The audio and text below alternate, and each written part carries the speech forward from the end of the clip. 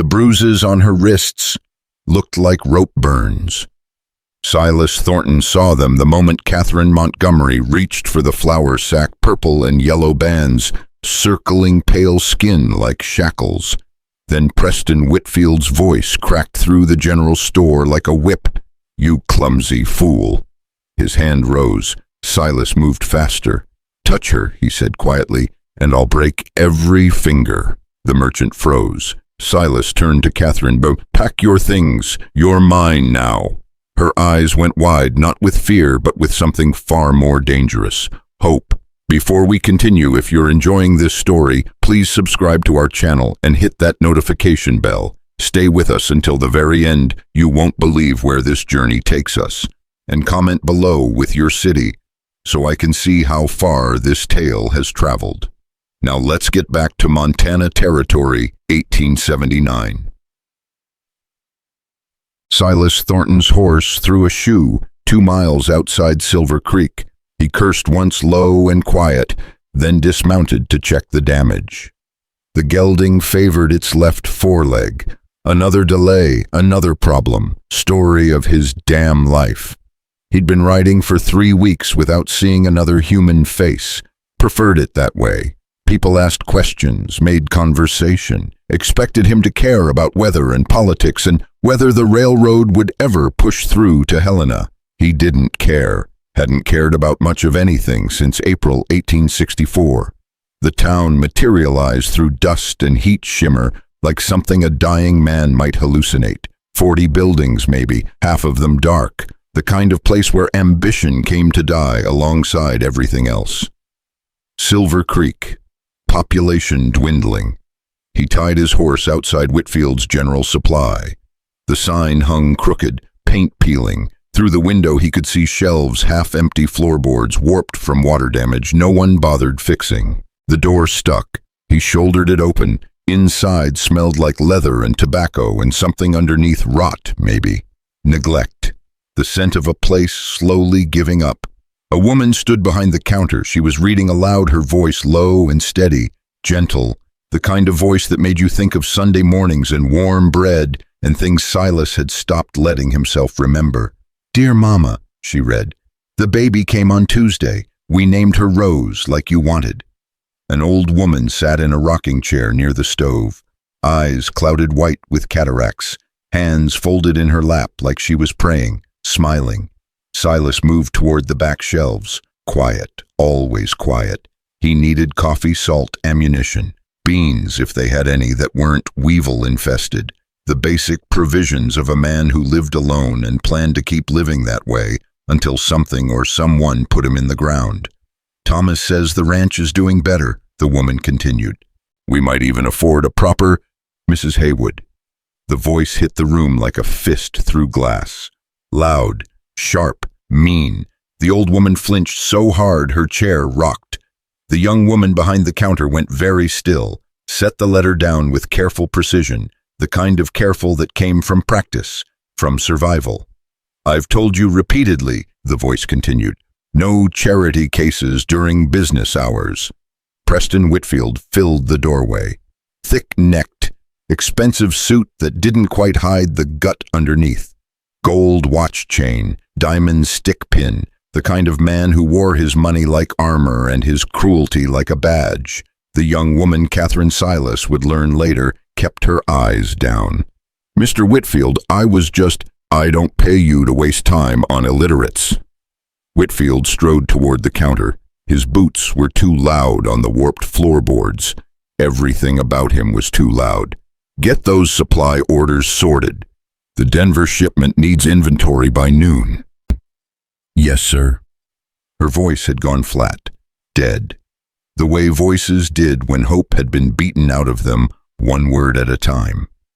Silas watched from behind a shelf of canned peaches. Something about the way she moved now, shoulders hunched, hands tucked close to her body, like someone who'd learned to make herself small, invisible, targetless. "Mrs. Haywood," Whitfield said to the old woman, not bothering to look at her, "my establishment is not a charity house.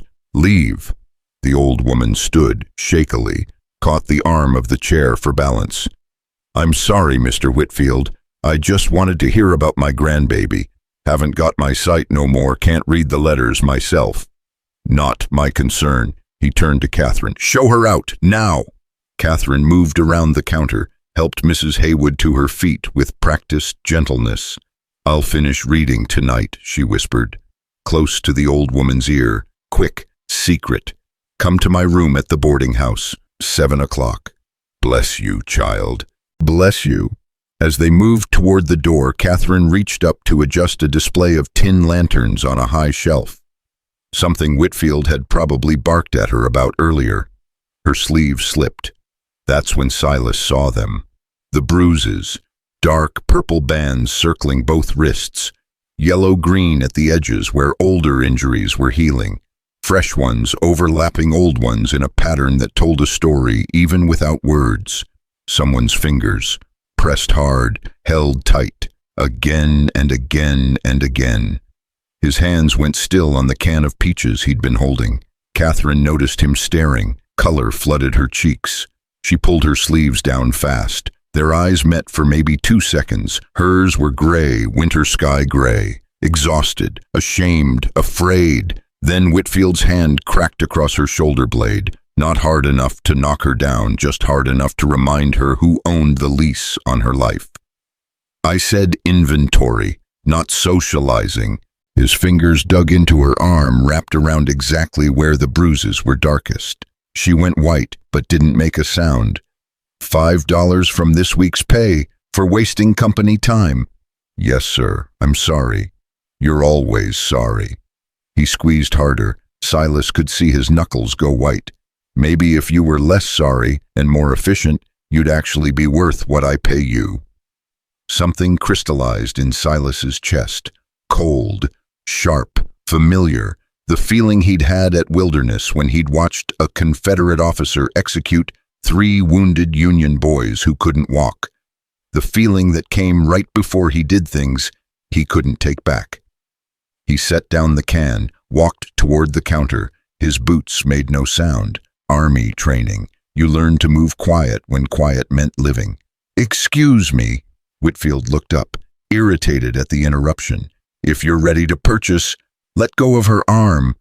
The room went silent. Even the flies stopped buzzing. Whitfield's eyes narrowed. Small eyes, pig eyes. I beg your pardon, her arm. Silas kept his voice level, conversational. Let go. Sir, I don't know who the hell you think you are, but this is my employee, my store, and none of your goddamn... Touch her again, Silas said, quieter now, and I'll break every finger in your hand. I'll start with the thumb. Work my way down to the pinky. You'll never hold a pen again, never button your own shirt. You'll need someone to cut your meat for you until the day you die. He said it the way you'd say, nice weather today. Flat, matter of fact. True. Whitfield released Catherine's arm like it had caught fire. She stumbled back against the counter, cradling her wrist. How dare you? Whitfield's face had gone red. Splotchy. Do you know who I am? I own half this town. The sheriff is my personal friend. The judge owes me. Good for you. Silas looked at Catherine, met those exhausted gray eyes. You got somewhere to go. Family. She shook her head. Mute. Friends. Another headshake. Then pack your things. He kept his eyes on hers. Steady. You're mine now. Nobody touches what's mine. Catherine's mouth opened, closed. I can't. Mr. Whitfield, I owe him money. My father's debts. How much? Whitfield found his voice again, smiled, showing teeth. Her debt is $347, plus interest accrued over 3 years. Call it $400 even.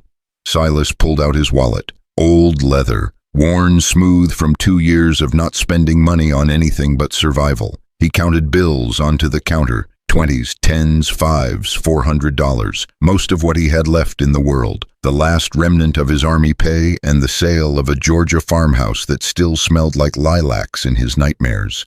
He laid them in neat rows. There, she's free. Now wait just a minute. Whitfield reached for the money, stopped when Silas's hand caught his wrist. Not hard, just firm, a doctor's grip, precise. The money's for her debt, not for you to decide whether you want to let her go. Silas released him. She's free, or you can try to stop her and we'll see how that works out. Whitfield's hand went to his hip, to where a gun might be if he wore one. He didn't. Men like Whitfield paid other men to do their violence. Silas turned to Catherine. 5 minutes. Whatever you need to bring it. I'll be outside. He walked out without looking back, let the door stick again on the way, heard Whitfield start yelling behind him, but didn't listen to the words. Just noise. Men like that were always making noise. Outside, he leaned against the hitching post and wondered what the hell he'd just done. He'd come to Silver Creek for coffee and bullets. He was leaving with a woman he didn't know, having spent most of his money on a debt he didn't owe in a town he'd never see again. His wife Sarah's voice whispered through his memory.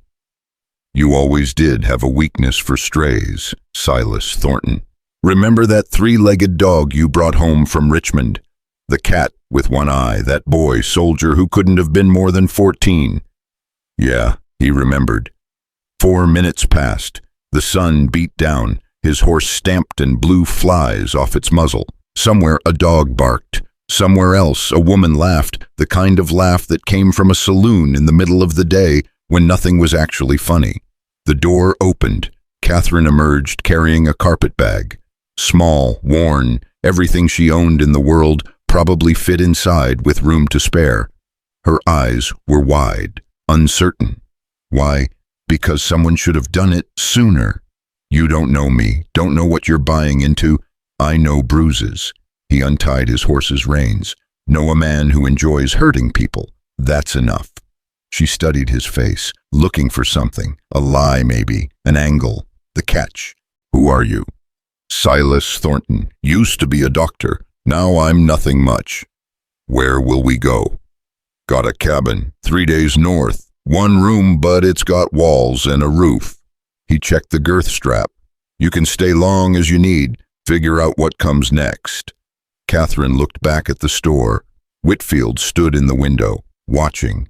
His face was the color of raw meat, eyes burning holes through the glass. He won't let me go, she said, quiet.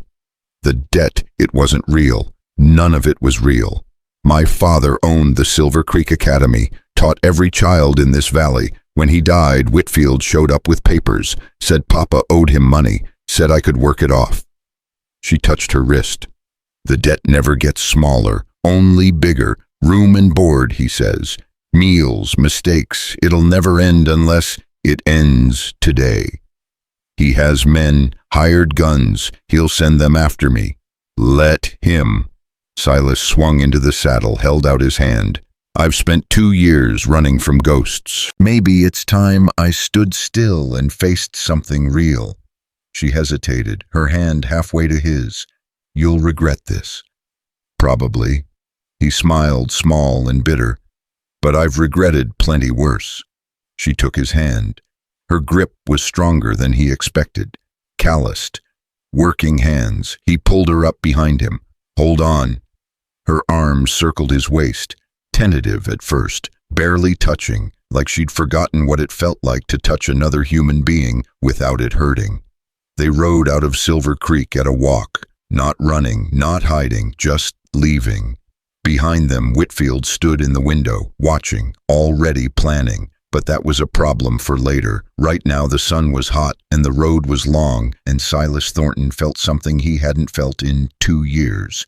Not happiness that would take more than one good deed, but direction, purpose, the sense that maybe the world wasn't just a long, slow slide toward death. Maybe there were still things worth doing, people worth saving. Maybe he wasn't as dead inside as he thought. They rode. The first hour passed in silence. Montana territory rolled past brown grass and gray stone and sky so big it hurt to look at. Catherine's arms gradually tightened around his waist. By the second hour, she was holding on properly. By the third, her head rested against his shoulder blade. Can we stop? She asked, voice rough. Just for a minute. He reined in near a creek. Cottonwoods provided thin shade. Water ran clear over smooth stones. Catherine slid off the horse and walked to the water's edge, knelt, cupped water in her hands, and drank like she'd been dying of thirst. When she looked up, her eyes were wet. "I dreamed about this," she said. "Every night, just leaving, being free, walking away." She laughed, broken glass sound. "I never thought it would actually happen. Thought I'd die in that store. That's what happened to Clara Simmons. She worked for Whitfield before me. They found her in the river. Sheriff said it was an accident." She met his eyes. "Clara could swim better than anyone in the valley." Silas said nothing. Sometimes silence was the only honest answer. "Why did you really help me?" Catherine stood, brushed dirt off her skirt. "Men don't just... Nobody helps unless they want something. I want you to live, that's all." She studied him for a long moment. Then she reached into her carpet bag, pulled out a piece of paper, yellowed, creased from being folded and unfolded 1,000 times. She handed it to him, sang. Newspaper clipping, 1864. Battle of Wilderness Army Surgeons, Work Miracles. A list of names underneath. His name was there, Captain Silas Thornton. The article described 36 hours of surgery, dozens of men saved who should have died, amputations, bullet extractions, emergency procedures in a blood-soaked tent while artillery shook the ground. "My brother was one of them," Catherine said. "Thomas Montgomery. You took his leg. He was 17. He wrote me about you." She paused. "Said you had the gentlest hands he'd ever felt. Said you talked to him through the whole operation, told him about your wife, about the garden you were going to plant, about the life you'd build after the war." Her voice softened. "He said he never felt alone. Even when he wanted to die from the pain, you made him feel like someone cared whether he lived." Silas's hands trembled on the paper. "Thomas Montgomery, sharpshooter from Ohio, took the bullet in his femur. Bone was shattered. I couldn't save the leg. You saved his life. He's got a ranch in Wyoming now, a wife, a baby daughter."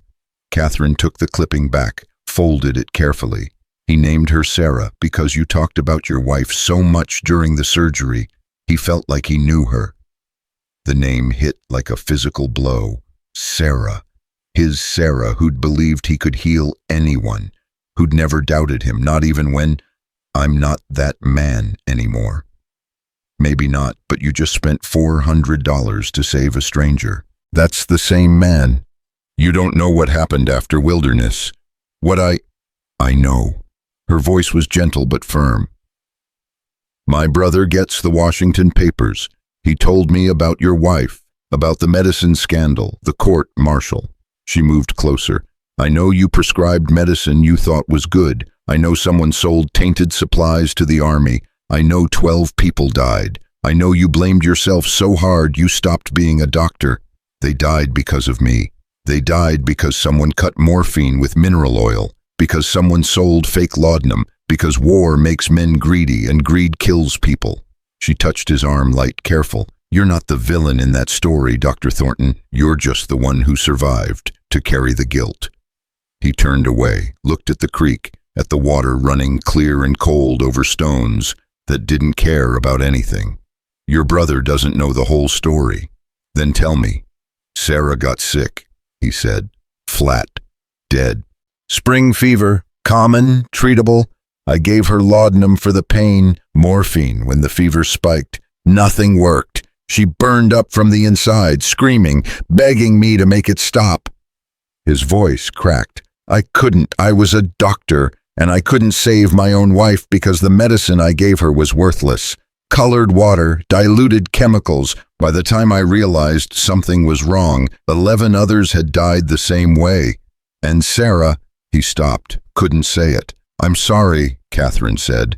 "The army investigated, found the source, traced it back to a supply contractor, but the contractor had connections, money. The court-martial went after the doctors instead, said we should have known, should have tested everything. They stripped my commission, dishonorably discharged 12 surgeons who'd saved hundreds of lives."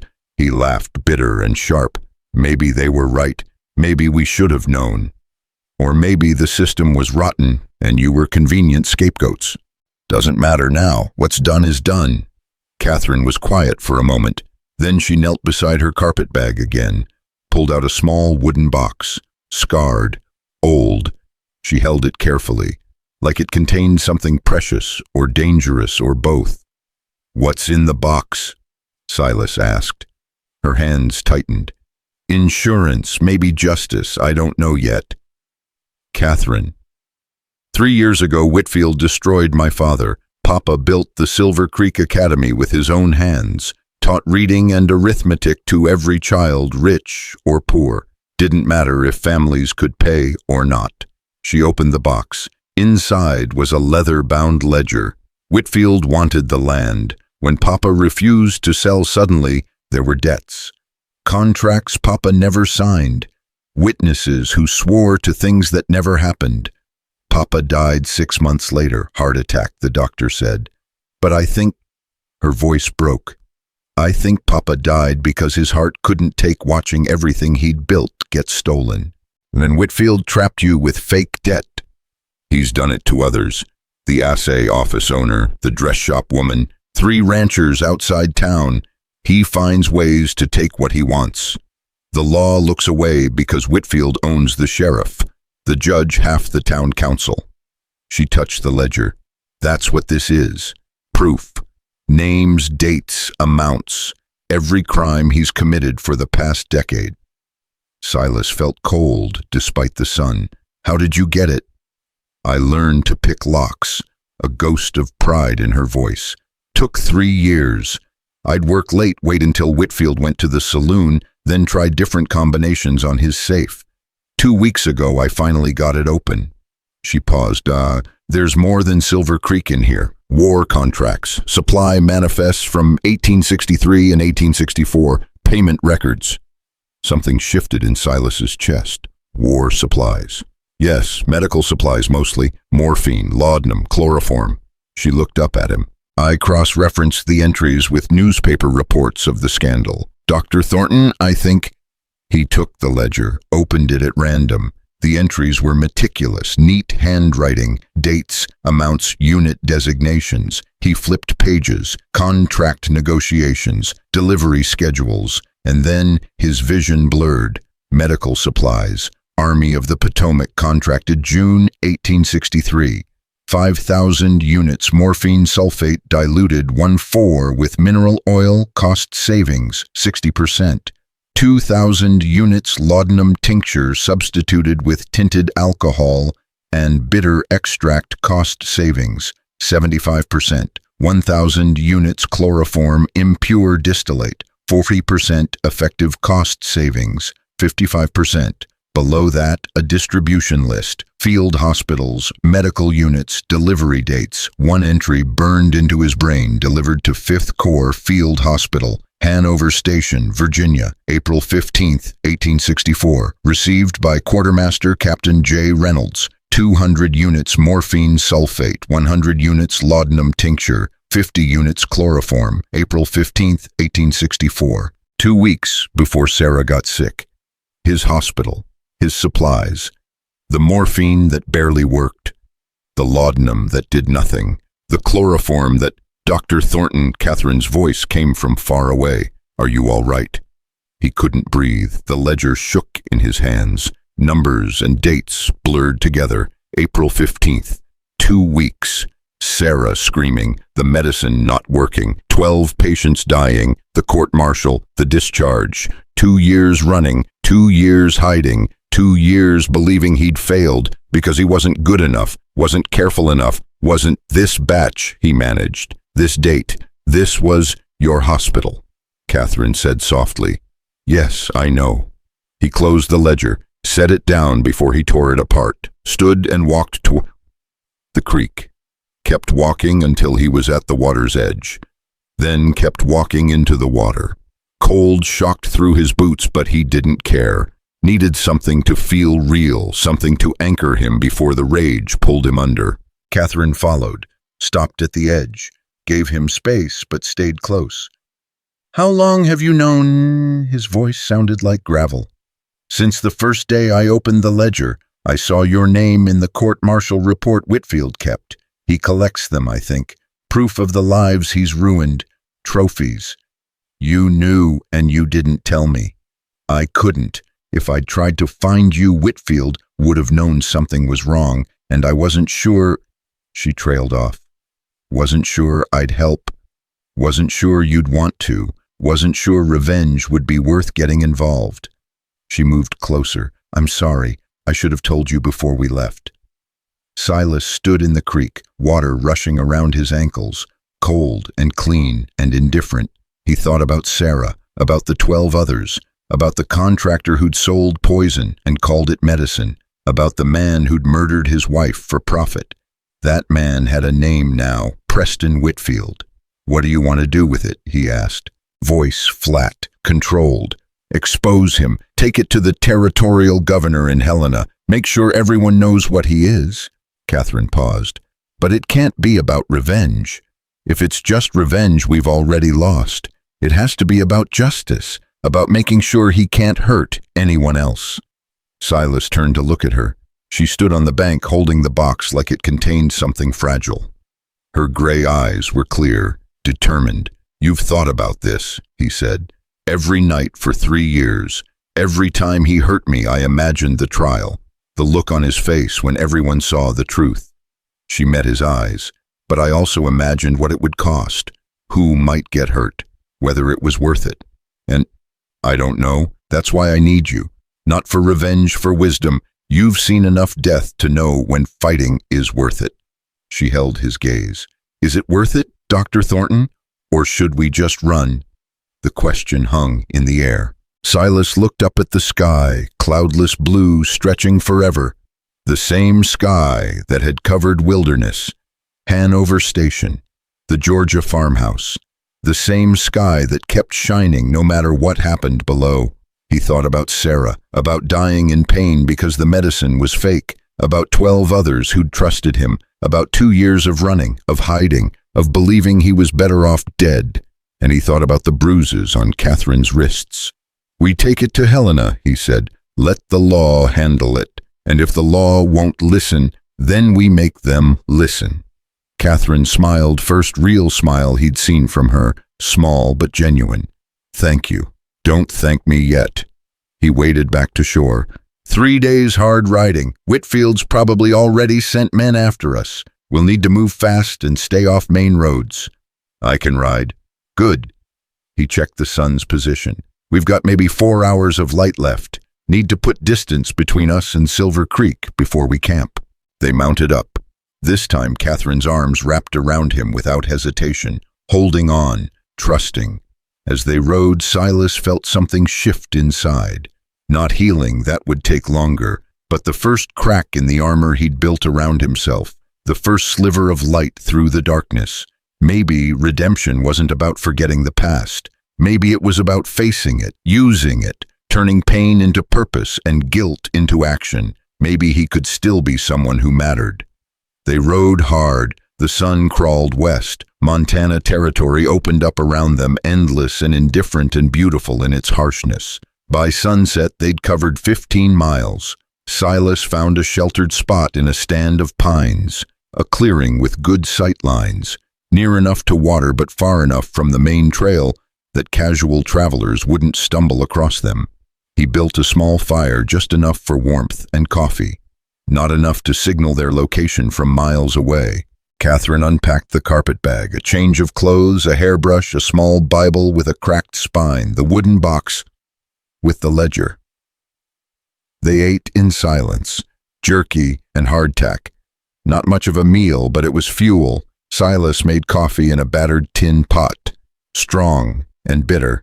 It tasted like survival. Tell me about your cabin, Catherine said. Not much to tell. 1 room, stone fireplace. I built it myself after everything. He sipped coffee. There's a stream nearby. Good hunting. No neighbors for 20 miles. Sounds lonely. That was the point. And now I'm here with you, riding toward a fight I'm probably going to lose. He looked at her. Funny how life works. Catherine smiled. My father used to say there are 3 kinds of men. Men who cause pain, men who watch pain happen, and men who stop pain. He said the rarest kind is the third. Your father was right. He was. Whitfield destroyed him anyway. Bitterness crept into her voice. Papa believed in goodness, in justice, in doing the right thing, and it got him killed. Maybe, or maybe it got you fighting back. Gave you a reason to survive long enough to expose Whitfield. Silas poked at the fire. Sometimes goodness doesn't save us, but it shows others how to save themselves. They sat quietly. Stars appeared overhead. 1,000,000 points of light in the darkness. Indifferent. Eternal. Can I ask you something? Catherine said. Yeah. When Whitfield grabbed my arm, your face changed. You looked like you wanted to kill him. I did, but you didn't. No. Why not? Silas stared into the fire, watched flames dance and shift. Because I spent 4 years in the war killing men. Good men, mostly. Men with families, men who were just following orders. Because I watched 12 people die from medicine I prescribed and couldn't stop it. Because I've had enough of death. He looked up. You needed saving, not avenging. But now that you know he killed your wife, now, he paused, thought about it. Now I want him to face justice, want him to stand trial, want everyone to see what he is, want him to spend the rest of his life in prison knowing that everyone knows. He met her eyes. Death's too easy, too quick. Living with consequences, that's the real punishment. Catherine nodded slowly. My father would have liked you. Maybe. She settled back against her carpet bag, used it as a pillow. What happens when we get to Helena? We find the governor, give him the ledger, let him decide what happens next. And if he's in Whitfield's pocket too, then we find someone who isn't. Federal marshal, maybe, army investigator, someone. He paused. We'll figure it out. You say that like you believe it. I'm trying to. Catherine's eyes were already drifting closed, exhaustion catching up. Thank you, Dr. Thornton, for everything. Silas, just call me Silas. Silas. She smiled without opening her eyes. Thank you, Silas. Within minutes, she was asleep, breathing deep and steady, the sleep of someone who felt safe for the first time in 3 years. Silas sat with his back against a tree, his rifle across his lap, watching the darkness beyond the firelight. Somewhere out there, Whitfield's men were coming. He could feel it. The way old wounds ached before rain, the way you knew a storm was building even when the sky was clear. Let them come. He'd spent 2 years running from ghosts, from guilt, from the memory of Sarah's screams, from the faces of 12 patients he couldn't save, from the ruins of everything he'd been. Maybe it was time to stop running. Maybe it was time to stand and face something real, something he could actually fight. The fire crackled, an owl called somewhere in the pines. The night deepened, and Silas Thornton, doctor, killer, survivor, failure, kept watch over a woman who'd reminded him what it felt like to give a damn about something other than dying.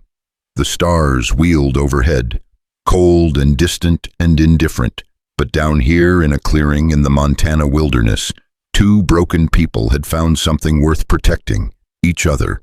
Morning would bring danger, pursuit, violence probably, but tonight they had fire and coffee and the fragile beginning of hope. For now, that was enough.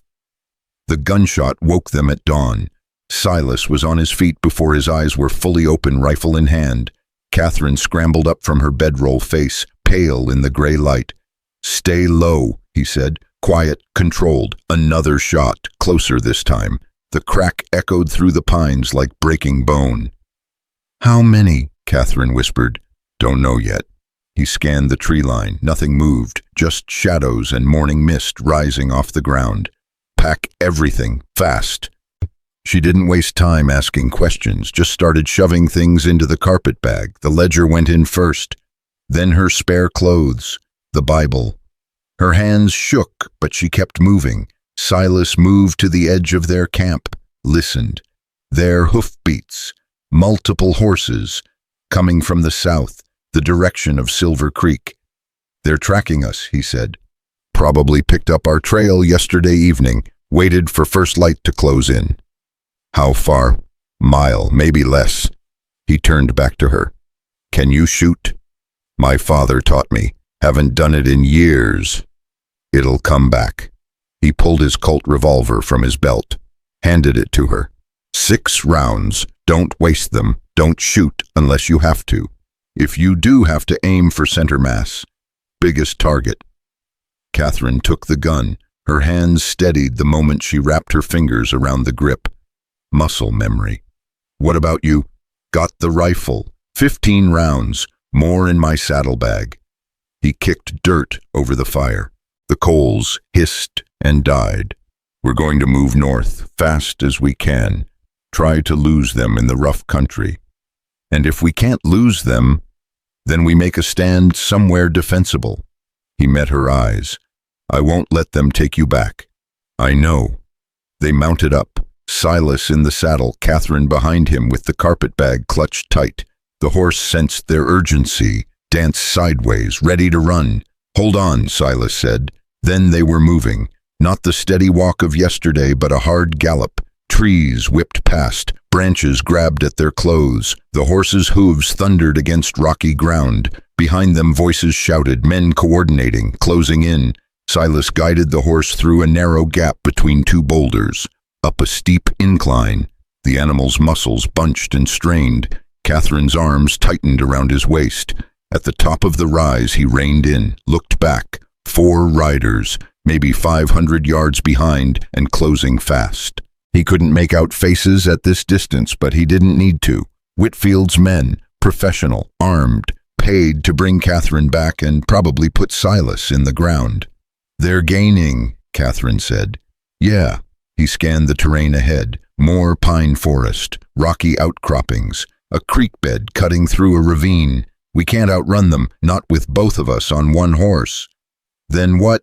"There." He pointed to a cluster of boulders on a ridge overlooking the ravine. "Defensive position, high ground, cover. We make them come to us." "That's suicide." "Maybe, but running is definitely suicide." He urged the horse forward. "At least this way, we've got a chance." They reached the boulders with maybe 3 minutes to spare. Silas helped Catherine down, tied the horse behind the rocks where it would be protected, checked his rifle. 15 rounds.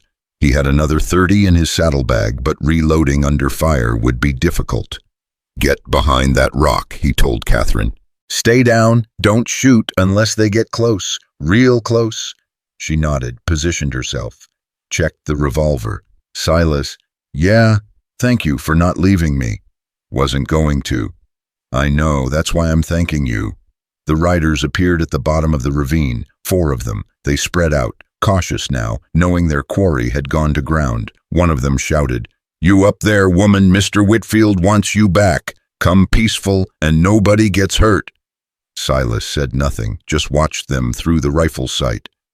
"We know you got her," the man continued. "We know you stole from Mr. Whitfield. You bring her down now, we'll let you ride away. You got my word." "His word's worthless," Catherine whispered. "That's Jack Riley, Whitfield's head enforcer. He killed a homesteader last year, made it look like a riding accident." Silas adjusted his grip on the rifle. "How many men does Whitfield usually send?" 4 or 5. Sometimes more if the job's important. "So maybe there's more coming." "Probably." "Good to know." Riley was still talking. "Last chance, send the woman down or we come up and get her. Won't be pleasant." Silas sighted on the nearest rider, a younger man, probably 25, rifle across his saddle, hand too close to it. Ready. He thought about wilderness, about all the men he'd killed.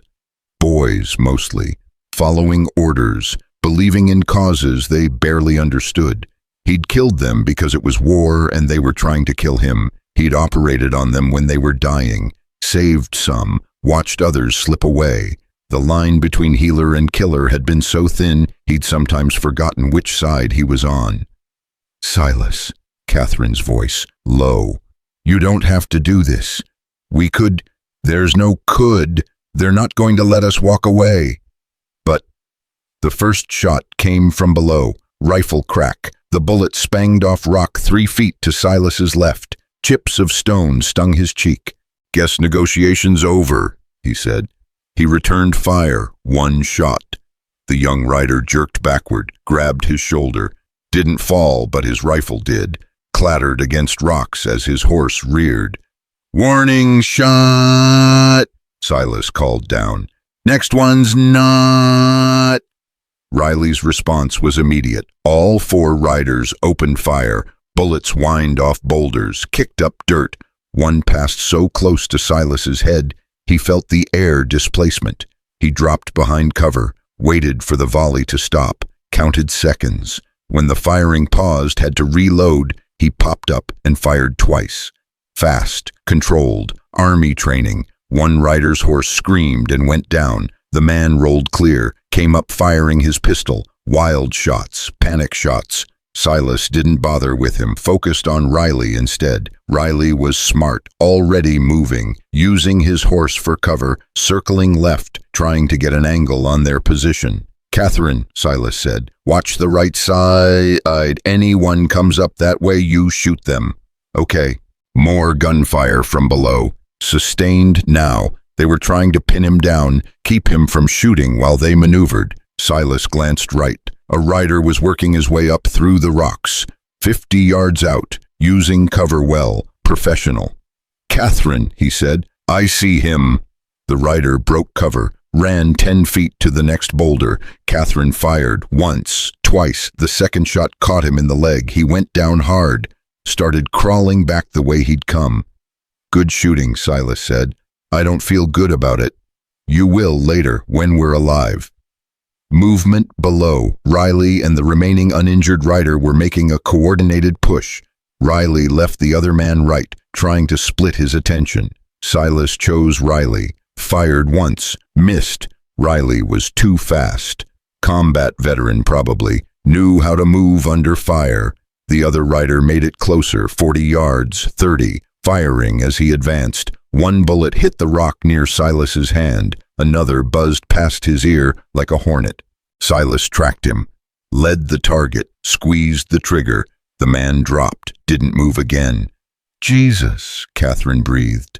Silas ejected the spent casing, loaded another round. His hands were steady, no shaking, like he'd never stopped being a soldier, like the 2 years of running had been a dream, and this blood and gunpowder and the simple calculus of survival was reality. Riley's voice echoed up. "You killed 2 of my men." "Could have been 4, Silas called back. "Still can be. Leave now, you might live." "Can't do that. Got my orders." "Then you'll die following them." Silence. Long enough that Silas thought maybe Riley was actually considering it. "Then, woman, you hear me, you come down now. Whitfield says he'll forget this happened. Says you can work off the debt same as before. Nobody else has to die." Catherine's face went hard. "He's lying." "I know. He'll kill us both." "Probably. So what do we do?" Silas checked his ammunition. 9 rounds left in the rifle. Maybe 30 more in the saddlebag. Catherine had 4 rounds left in the revolver. Not great odds. "We wait," he said. "See if they're stupid or smart." Turned out they were smart. The firing stopped. Complete silence except for wind through the pines and the wounded man's moaning. 5 minutes passed, then 10. "What are they doing?" Catherine whispered. "Thinking, planning, maybe waiting for reinforcements." Silas scanned the ravine, couldn't see any of them. They'd gone to ground. Or they're maneuvering, getting into position while we can't see them. Which means we need to move, now. They retreated deeper into the rocks, found a different position with better sight lines. Silas tied the horse to a sturdy pine, checked Catherine's ammunition. 4 rounds left, he said. "Make them count." "I'm trying." "I know." He touched her shoulder. "Brief. You're doing good.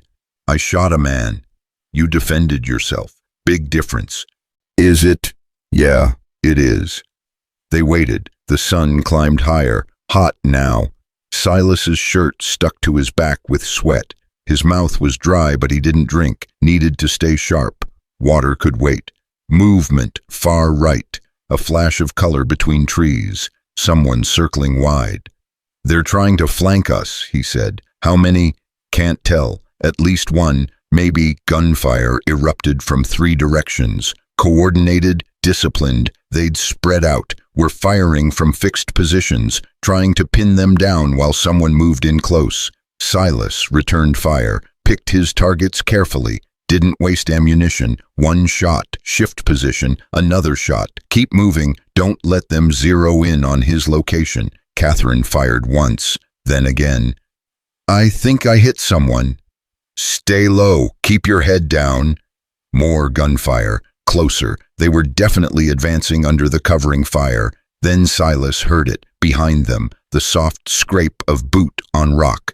He spun. A man was 10 feet away, pistol raised. Young face, scared eyes, finger tightening on the trigger. Silas's rifle came up. They fired simultaneously. The man's shot went wide, hit nothing but air. Silas's didn't. The man fell backward, slid down the rock face, landed in a heap at the bottom.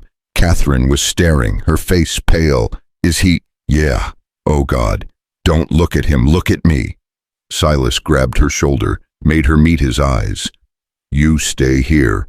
Anyone comes near you, shoot. Understand?" "Where are you going?" "To end this." He didn't give her time to argue, just moved. Down through the rocks, quiet, ghost-like, the way he'd learned in the war when stealth meant living. He could hear them, 2 men, maybe 20 yards away, talking in low voices, coordinating their next move. "Can't get a clean shot from here." "Then we move closer, take them both." Riley said, "Bring the woman back alive." Didn't say nothing about the man. Silas circled, came at them from an angle they weren't watching. Found them crouched behind a fallen log, rifles out, focused on the boulders where Catherine was hidden. He stepped out of the trees. "Looking for me." They spun, tried to bring their rifles around. Too slow, always too slow when surprise was complete. Silas shot the first man's center mass, shifted, shot the second before he could fully turn. Both went down. Silence crashed over the ravine like a wave. Silas stood there, rifle still raised, waiting for more, for Riley, for whoever else was out there. Nothing. "Silas," Catherine's voice, shaky, scared. "Silas, are you?" "I'm fine, stay where you are." He moved through the rocks, checked each body, all dead except the one Catherine had shot in the leg. That one was crawling toward a horse, leaving a blood trail. Silas let him go. Wounded man would spread the word. Tell Whitfield that coming after them was expensive, deadly. He found Riley last, slumped behind a boulder, holding his stomach. Blood seeping between his fingers. Gut shot. Slow death. Painful. Riley looked up. His face was gray. You shot Jake. He shot first. He was 22. Old enough to make choices, young enough to make bad ones. Silas crouched down, not too close. "How many more coming?" "Go to hell." "Probably, but you're getting there first." Silas kept his voice flat, clinical. "Gut shot. You've got maybe an hour, maybe 2 if you're unlucky. It'll hurt the whole time." Riley's eyes widened, fear bleeding through the bravado. "You're a doctor." "Used to be. Then, help me." "Can't. Don't have the tools. Even if I did." He paused. "You came to kill me. Take Catherine back to a man who beats her. I'm not feeling charitable." "I was following orders." "So were the men at Andersonville. Didn't make it right." Silas stood. "How many more?" "Whitfield sent 8 total. You came with 4. Where are the other 4? "Following. Behind." "Day's ride."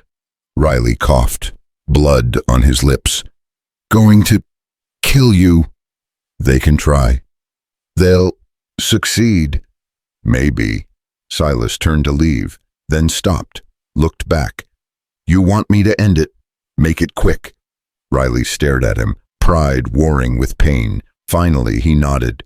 "Yeah, please." Silas raised the rifle. "Wait," Riley said. Tell my wife, Martha, tell her I'm sorry." "For what? For being like this?" His eyes closed. "For choosing money over her." Silas lowered the rifle. "Tell her yourself, in whatever comes next." He walked away, left Riley to his slow death.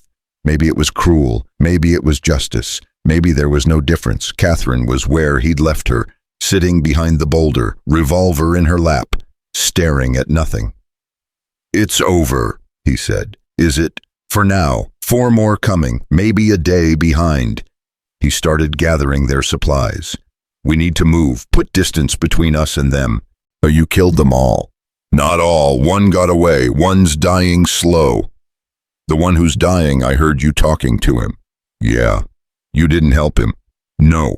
"Why not?" Silas strapped the saddlebag onto the horse, checked the cinch. "Because he made his choice. Came to hurt us. I'm not obligated to save people who want me dead." "But you're a doctor." "I was a doctor. Now I'm just a man trying to survive." He looked at her. "You want me to apologize for keeping us alive?" "No, I just..." She stood, brushed dirt off her skirt. "I just realized how much I don't know about you." "Not much to know. I save people when I can, kill them when I have to, try not to think too hard about the difference." They mounted up, rode north, fast but not panicked, steady. The sun was high now, hot. Sweat dried on their skin and left salt streaks. An hour passed. 2. The terrain grew rougher, rocky slopes, dense forest, creek beds that forced them to dismount and lead the horse. Finally, Silas found what he was looking for. A narrow canyon with steep walls, a stream running through it, fresh water, cover, only one way in or out, defensible if they needed to make another stand. "We'll rest here," he said. "Few hours. Let the horse recover. Eat something." Catherine slid off, her legs nearly buckled. She caught herself on a rock. "How much further to your cabin?" 2 days, maybe 3 if we keep running into trouble. And the 4 men behind us, we've got maybe 12 hours lead, if we're lucky." He unsaddled the horse, let it drink from the stream. "If we're not, they'll catch us tomorrow. So what do? We rest, eat, keep moving." He pulled jerky from his saddlebag, handed her a piece. "And we hope we get to Helena before Whitfield sends more men." They ate in silence. The jerky was tough and salty, made them thirsty. They drank from the stream. The water was cold and clear and tasted like snowmelt. Catherine sat on a flat rock, stared at her hands. "I killed someone today." "You defended yourself." "I keep telling myself that. Doesn't make it feel better." "It's not supposed to feel better. It's supposed to feel heavy." "Wrong. If it didn't, you'd be like Riley, like Whitfield." Silas sat beside her, not too close. "The fact that it bothers you means you're still human." "Doesn't feel like it." "Trust me, it does." She looked at him. "How many men have you killed?" "Don't know exactly. War doesn't keep count that way. Lots during battles. Some during operations when I had to choose who lived and who died. Some today." He paused. "Each one takes something, leaves something else behind. After a while, you're not sure who you were before it started." "Do you regret it?" "The war number had to be fought. Slavery had to end." He picked up a pebble, tossed it in the stream. "The killing every day. But regret doesn't change what happened, just makes you heavier." "So how do you carry it?" "You find something worth carrying it for, something that makes the weight worthwhile." He met her eyes. "Sarah was that for me. After she died, I didn't have anything, just weight, no purpose. That's why I stopped. And now I've got you to keep alive, that ledger to deliver, Whitfield to stop." He stood. "It's not much, but it's something." Catherine stood too, moved closer, put her hand on his arm. "Thank you." "For what?" "For giving me a reason to believe this matters, that running was worth it, that maybe we can actually win." "We can't win. Best case we survive and Whitfield goes to prison. Worst case we die trying." He covered her hand with his. Brief. But surviving's better than what you had before. Yeah, it is. They rested for 3 hours. Silas kept watch. Catherine slept fitfully, woke once, gasping. Nightmare, probably. He didn't ask. Some things were private. When the sun started its descent, they mounted up again.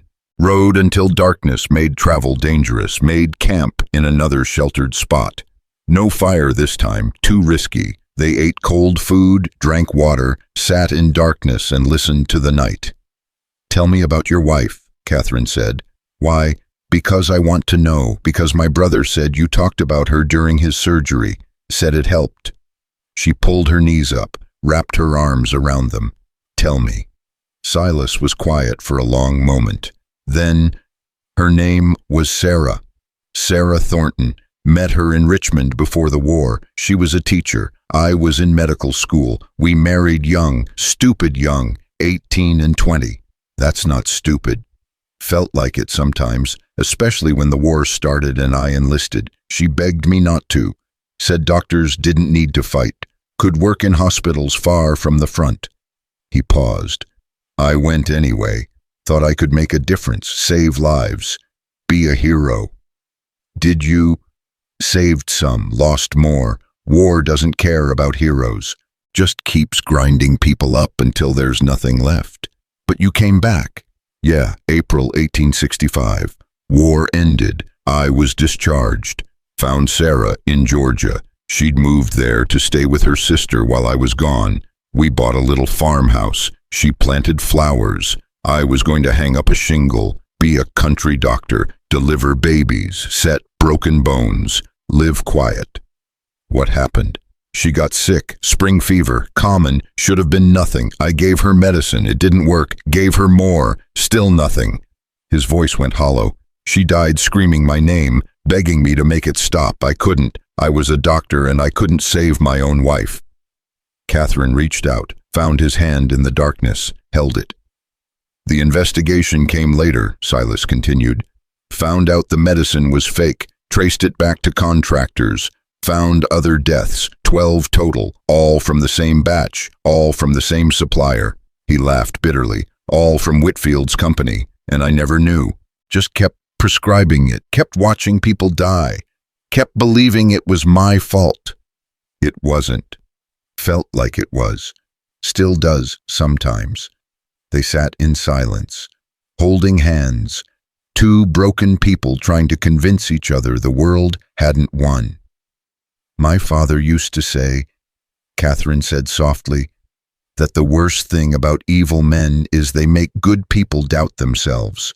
They twist the world so victims feel like perpetrators, survivors feel like failures. She squeezed his hand. Whitfield killed your wife, not you. Whitfield killed 12 people, not you. You're just the one left standing to carry the guilt he should be carrying. Maybe, not maybe, truth.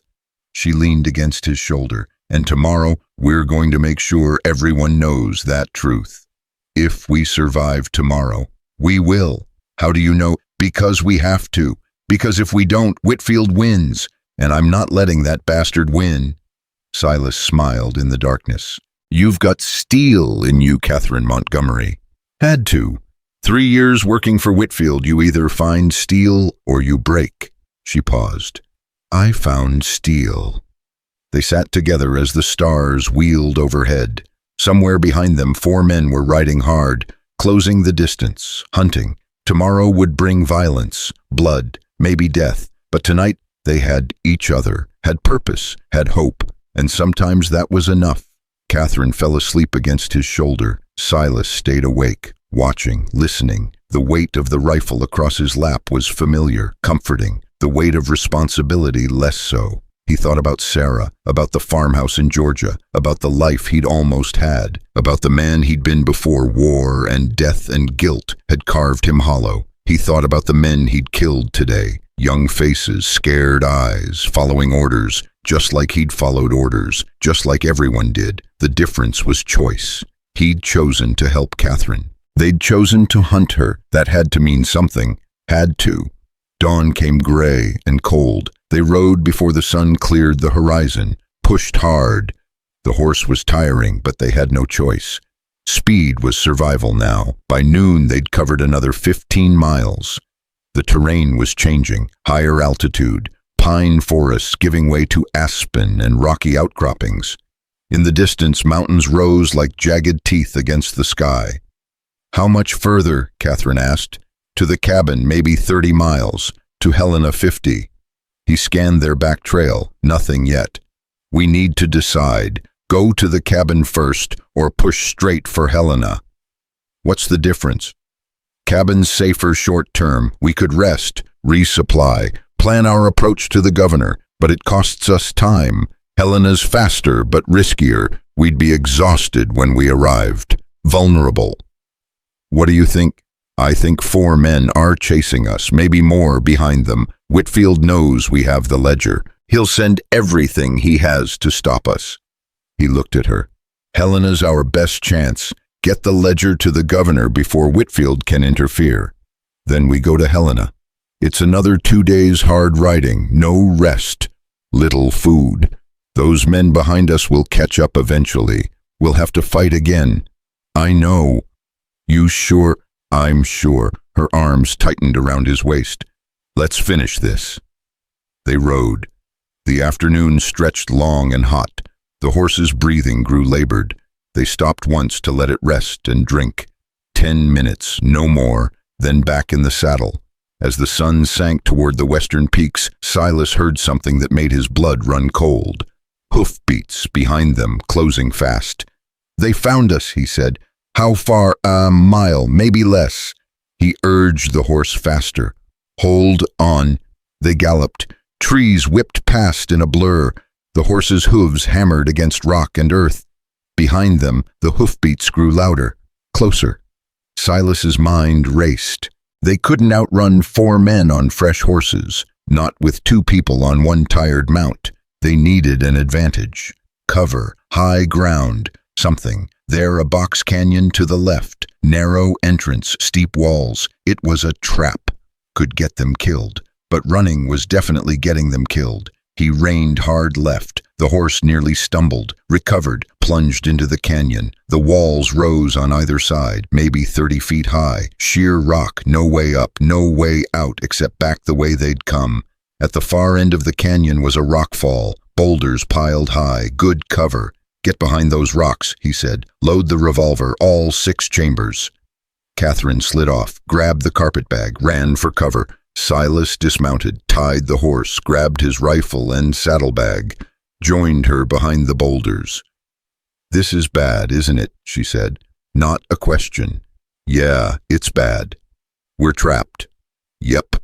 So what's the plan?" "Make them pay for every inch. Hope they decide we're not worth it." He checked his ammunition. 13 rounds in the rifle, 30 in the bag. Catherine had 6 in the revolver. "If they're smart, they'll wait us out. Thirst will kill us in a few days. And if they're not smart, then we kill them before they kill us." The hoofbeats stopped. Voices echoed down the canyon. 4 distinct voices, all male, all angry. "We know you're in there," one of them shouted. "No way out. You're trapped." Silas said nothing, just watched the canyon entrance. "Send out the woman. Whitfield wants her alive. Do that, maybe we let you walk." "They're lying," Catherine whispered. I know." "Last chance. Send her out or we come in." Silas raised his rifle, sighted on the canyon entrance, waited. 3 men appeared, spread out, rifles ready, moving carefully, professionally. These weren't like Riley's crew. These were soldiers, real ones, men who knew what they were doing. The 4th stayed back, smart, keeping himself in reserve. "I count 3, Silas murmured. 4th's hanging back, probably their leader." "Can we win?" "Honestly, no, but we can make them bleed." The 3 men advanced, using cover, moving in coordinated bounds. One would move while the others provided covering fire. Military tactics, army training. When they were 50 yards away, Silas fired. The canyon erupted with sound. His shot echoed and re-echoed off the walls. The lead man dropped, not dead, but wounded. His companions dragged him behind cover. "Sniper!" one of them yelled. "He's got the range." They returned fire. Bullets spanged off rocks, kicked up dust. One passed close enough to Silas's head that he felt the displacement.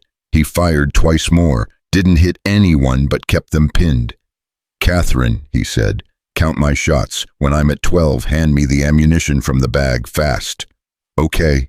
The three men tried another advance. Silas shot again. This time he hit. Center mass. The man went down hard. 2 left in the canyon, plus the 4th still outside. "That's 5 shots," Catherine said. The remaining 2 pulled back, retreated to better cover. Silas let them go, conserved ammunition. Silence fell. Long minutes passed. "What are they doing?" Catherine whispered, swift. "Planning. We killed or wounded half their force. They're reassessing." "Will they leave?" "No, Whitfield's paying too well." He glanced at the sky. "But it'll be dark in an hour. That changes things." Darkness favors defense. They can't see to shoot accurately. We're in a fixed position. Know our terrain. They'll have to wait for morning." He paused. "Which gives us one chance." "To do what?" "Break out. Under cover of darkness. Slip past them while they're waiting for morning." "That's insane." "Yeah, but staying here's suicide. They'll just wait us out. We've got no food, limited water, 2 days maybe, then we die of thirst." He met her eyes. "This is our only chance." Catherine stared at him, then nodded. "Okay, what do we do?" "We wait for full dark, then we move. Quiet, no shooting unless absolutely necessary. We get past them, get to the horses, ride like hell. And if we can't get past them, then we die trying." She was quiet for a moment. Then, "I'm glad you're here, Silas." "Me too." They waited. The sun sank, shadows lengthened. The canyon darkened until they could barely see their own hands. From outside came the sound of men settling in for the night. Quiet conversation, the smell of coffee. They were confident, comfortable, certain their quarry was trapped. Good. Confidence made men careless. "Ready," Silas whispered. "Ready." They moved like ghosts through the darkness. Silent, careful, each step placed with precision. The carpet bag clutched tight in Catherine's arms. At the canyon mouth, Silas paused, listened. 2 men were visible near a small fire, talking in low voices. The other 2 were somewhere in the darkness. Sentries, probably. He signaled Catherine, pointed right. She nodded. They crept along the canyon wall, inches at a time. If someone lit a match now, they were dead. If a horse whinnied, they were dead. If someone looked in the wrong direction, who's there? A voice from the darkness, close, too close. Silas froze. Catherine pressed against the rock wall. Footsteps coming closer. A man's silhouette against the stars. "Jake, that you?" Silence. The footsteps stopped. 10 feet away, maybe less. The man was staring into the darkness, trying to see. Silas's hand went to his knife. If the man came closer, he'd have to kill him, quietly, without alerting the others. The man took another step. Silas tensed. Then from the fire, "Charlie, get over here, coffee's ready." The man, Charlie, turned. "Thought I heard something." "It's nothing. You're jumpy. Get your coffee." Charlie hesitated, then walked back toward the fire. Silas let out a breath he didn't know he'd been holding. They kept moving, past the sentries, past the fire, into the darkness beyond. The horses were tied in a small grove, 5 of them, 4 belonging to Whitfield's men, 1 their own tired mount. Silas moved toward their horse, Catherine right behind him. "Wait," she breathed. "Take 2, we'll move faster." "Smart," he nodded, began untying 2 horses, his and the strongest looking of Whitfield's. That's when everything went to hell. "Hey, they're at the horses." Gunfire erupted.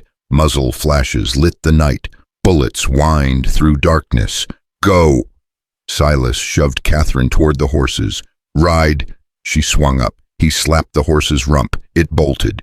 He mounted his own horse as bullets buzzed around him like angry wasps, kicked hard.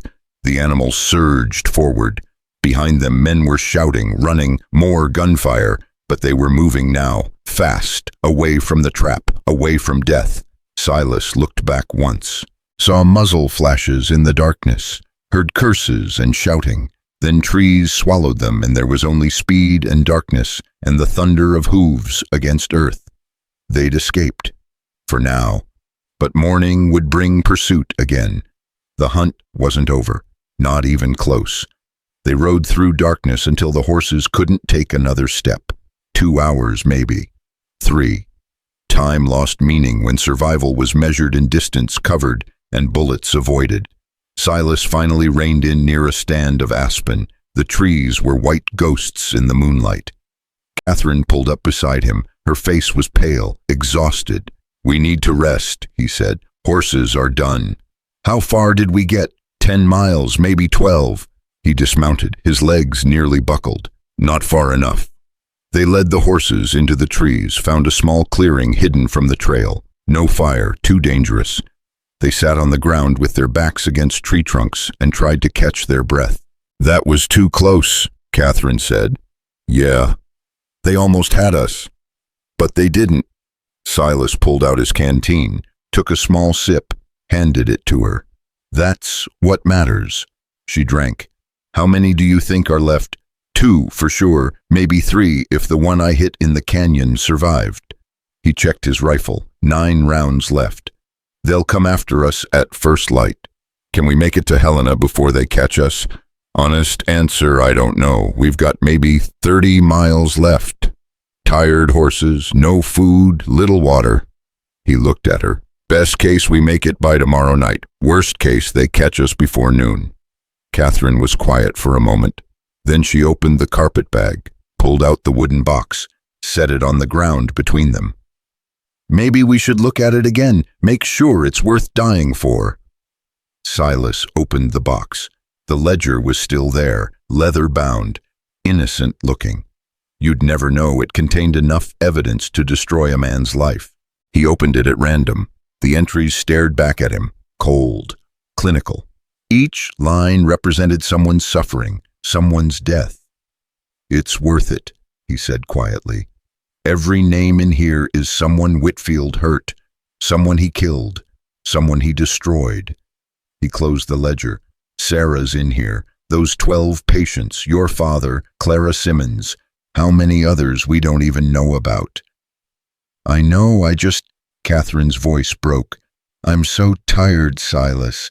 I've been running for 3 years, fighting for 3 years, and now we're so close, but you're scared we won't make it." "Yes," he moved closer, put his arm around her shoulders. She leaned against him, not romantic, just human. 2 people holding each other up in the darkness. "I'm scared too," he said. "Been scared since the moment I saw those bruises on your wrists. Scared I'd fail again. Scared I'd get you killed. Scared I'd prove everyone right that I'm not worth saving. You are worth saving. So are you. That's why we keep going." He tightened his arm. "We rest for a few hours, then we ride. We get this ledger to Helena if it kills us." "Might." "Yeah, might." He smiled in the darkness. "But at least we'll die doing something that matters." They sat together as the moon tracked across the sky. Catherine fell asleep against his shoulder. Her breathing deepened, steadied. For a moment she looked peaceful, young, like the woman she might have been if Whitfield had never entered her life. Silas stayed awake, watching, listening. The rifle never far from his hand. He thought about the men they'd killed, about the men still coming, about the violence that seemed to follow him like a shadow. He'd joined the army to save lives, became a doctor for the same reason, but somewhere along the way, healing and killing had gotten tangled up until he couldn't tell them apart anymore. Maybe that was the curse of living through war. You learn to do terrible things for good reasons. And once you learned, you could never unlearn. The knowledge stayed. The skills stayed. The willingness to use them when necessary. The question was whether necessary and right were the same thing. He was still thinking about it when dawn broke gray and cold over the mountains. Catherine woke as the first light touched the trees. She sat up, rubbed her eyes. "Did you sleep?" "No." "Silas." "I'm fine, used to going without." He stood, stretched, everything hurt. We need to move.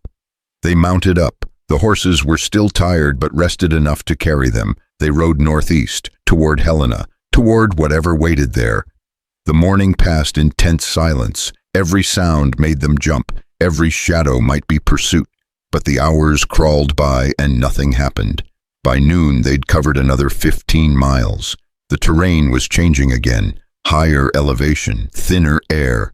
In the distance, Helena was visible, a smudge of buildings against the mountainside. There, Silas said. Another 15 miles, maybe less. We're going to make it. Maybe. Don't maybe me. We're going to make it. Catherine's voice was fierce, determined. We've come too far to fail now. They pushed the horses harder, faster. The animals sensed their urgency, responded despite their exhaustion. 5 miles from Helena, they hit a river. The bridge was out, washed away by spring floods probably.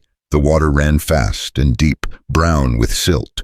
Can we cross? Catherine asked. Silas studied the current. It's deep, fast, dangerous. But can we cross? Yeah, if we're careful.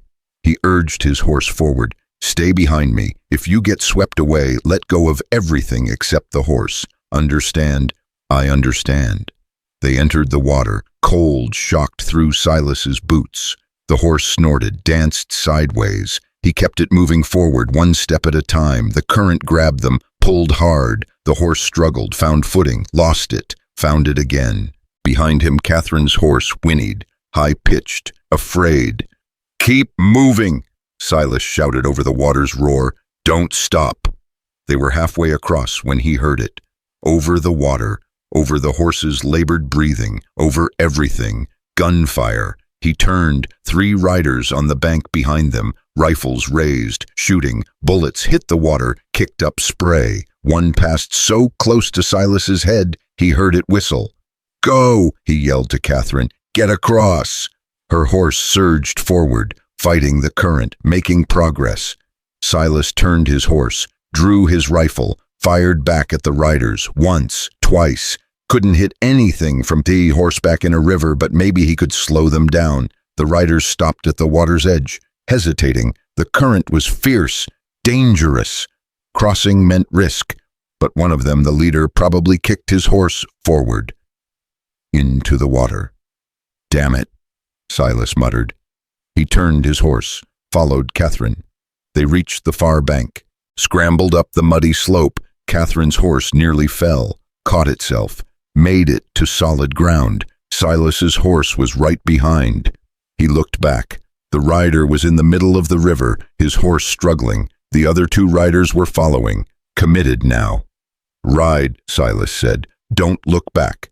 They rode, hard, fast, no conservation now, just speed, just survival. Helena grew closer, buildings materialized, streets, people, civilization, the territorial capital, safety, maybe. They thundered into town at full gallop. People scattered, shouted, pointed. 2 riders on exhausted horses, covered in mud and blood, looking like they'd ridden through hell. They had.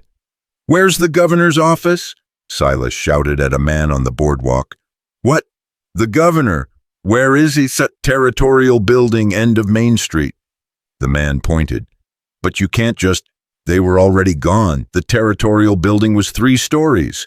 Brick, official looking. American flag hanging out front. They reined in, dismounted. Catherine grabbed the carpet bag. You got the ledger? Silas asked. She patted the bag. Got it.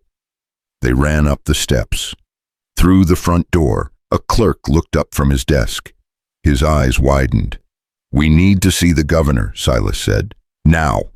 I'm sorry, but Governor Potts doesn't see anyone without an appointment. This isn't a request. Silas moved closer, used his height, his bearing, the violence still humming in his blood. We have evidence of war, profiteering, murder, corruption. The governor sees us now, or we go to every newspaper in town and tell them he refused to look at evidence of federal crimes. The clerk paled. I'll see if he's available. You do that. The clerk scurried off. Silas and Catherine stood in the lobby, dripping mud on the polished floor, drawing stares from other people in the building. We look insane, Catherine whispered. We are insane. Rode 3 days with killers chasing us, got shot at, nearly drowned, all to deliver a book to a politician who probably won't believe us. Silas smiled grimly. Completely insane. The clerk returned. Governor Potts will see you, but he only has 15 minutes before his next "We'll take it." They followed the clerk upstairs, down a hallway, to a large office with windows overlooking Helena. Behind a massive oak desk sat Benjamin Potts, territorial governor, mid-50s, gray beard, shrewd eyes that had seen too much politics to be easily impressed. You have 15 minutes, Potts said. Make it count. Silas looked at Catherine. She stepped forward, set the carpet bag on the desk, pulled out the wooden box, opened it, removed the ledger. Governor Potts, she said, her voice steady despite everything. My name is Catherine Montgomery. This is Dr. Silas Thornton. 3 days ago, we fled Silver Creek with evidence that Preston Whitfield has been committing fraud, extortion, and murder for over a decade. Potts leaned back. Preston Whitfield, the merchant, the one running for territorial delegate. Yes, sir. That's a serious accusation. It's a serious crime. Catherine opened the ledger. This is Whitfield's personal record. It documents every illegal transaction he's made since 1860, including selling diluted medical supplies to the Union Army during the war. Potts's expression changed, got harder. Medical supplies, yes, sir. Morphine cut with mineral oil, fake laudanum, impure chloroform. She turned the ledger around, pushed it across the desk. Those supplies killed 12 people in April and May of 1864. Dr. Thornton was one of the surgeons who prescribed them. He and 11 others were court-martialed, dishonorably discharged, their lives destroyed. Potts picked up the ledger, started reading. His face went pale, then red, then pale again. Jesus Christ, he breathed. Is this real? Every word, Silas said. I've seen the entries. They match my hospital supply records, match the timeline of deaths, match everything. Potts kept reading, page after page. His jaw got tighter. His eyes got colder. There's more, Catherine said quietly. Whitfield destroyed my father, stole his academy using forged debt papers, forced me into indentured servitude for 3 years. When we tried to escape, he sent men to kill us. They're probably in Helena right now, looking for us. How many men? 3, maybe more. We've killed or wounded 5 others over the past 3 days. Potts looked up sharply. You've killed 5 men. They were trying to murder us, Silas said flatly. Self-defense. I'll testify to that under oath. The governor was quiet for a long moment. Then he stood, walked to the window, looked out at the town below. Preston Whitfield is running for territorial delegate, he said. He's popular, well-connected, has friends in Washington. If I move against him without ironclad evidence, it'll destroy my career. That ledger is ironclad, Catherine said. Maybe, but it's also possible it's forged, a clever fake designed to destroy a political rival. He turned to face them. I'm not saying I don't believe you. I'm saying I need corroboration, other witnesses, physical evidence beyond this book. We don't have time for that, Silas said. Whitfield knows we have the ledger. He'll destroy every other piece of evidence, kill every witness, run to Mexico or Canada. If you wait, you'll lose him. Then what do you suggest? Arrest him. Now, today. Hold him while you investigate. Silas moved closer. Every day you wait is another day he has to cover his tracks. Potts studied them, 2 muddy, exhausted, desperate people who'd ridden through hell to stand in his office. You're asking me to arrest one of the most powerful men in Montana territory based on a ledger you stole from him. I'm asking you to do your job, Catherine said quietly. I'm asking you to choose justice over politics. I'm asking you to be the man my father believed men like you could be. Silence filled the office. Outside, Helena went about its business. People buying and selling, living and dying, unaware that in this room a decision was being made that would ripple through their lives. Finally, Potts nodded. "I'll have Whitfield arrested, pending investigation. I'll assign federal marshals to guard you both until this is resolved." He looked at Silas. "You're willing to testify about the medical supplies, every detail. And you, Miss Montgomery, about the extortion, the forced servitude." "Yes, sir." "Good. Because if this ledger is real, Preston Whitfield is going to prison for a very long time." Potts picked up the ledger, held it carefully. "And if it's not real, you're both going to prison for fraud and murder." "It's real," Catherine said. "We'll find out." Potts moved to the door, opened it, called to his clerk. "Send for Marshal Hendricks. Tell him I need him immediately. Federal matter." The clerk ran off. Potts turned back to them. "You two look like you haven't eaten in days. There's a hotel across the street. Get rooms, get food, get cleaned up. Marshal Hendricks will post guards outside your doors. Don't leave. Don't talk to anyone. Understand?" "Yes, sir," Silas said. "Good. Now get out of my office. I have work to do." They left, walked down the hallway, down the stairs, out into the afternoon sun. On the street, Catherine stopped, put her hand against the building wall, started laughing. Not happy laughter, hysterical laughter, relief and exhaustion and terror all mixed together. "We did it," she said. "We actually did it. Maybe he hasn't arrested Whitfield yet, but he will. I saw his face when he read the ledger. He knows it's real." She turned to Silas, threw her arms around him, hugged him tight. "We did it." He hugged her back, careful, gentle. "Yeah, we did." They stood there on the street, holding each other, two people who'd survived the impossible. Then Catherine pulled back, looked up at him. "What happens now?" "Now we wait. Let the law do its job. And if the law fails, then we figure out plan B." He touched her face, brief. "But for now, let's try trusting the system. Just this once." They crossed to the hotel, rented 2 rooms, ate the first real meal they'd had in 3 days. Beef stew and fresh bread and coffee so good it made Catherine cry. After eating, they went to their separate rooms. Marshal Hendricks posted guards in the hallway, young men with rifles and serious faces. Silas lay on the bed, stared at the ceiling. His body was exhausted, but his mind wouldn't stop. 3 days of running, 5 men dead, a ledger delivered. A governor who might or might not act.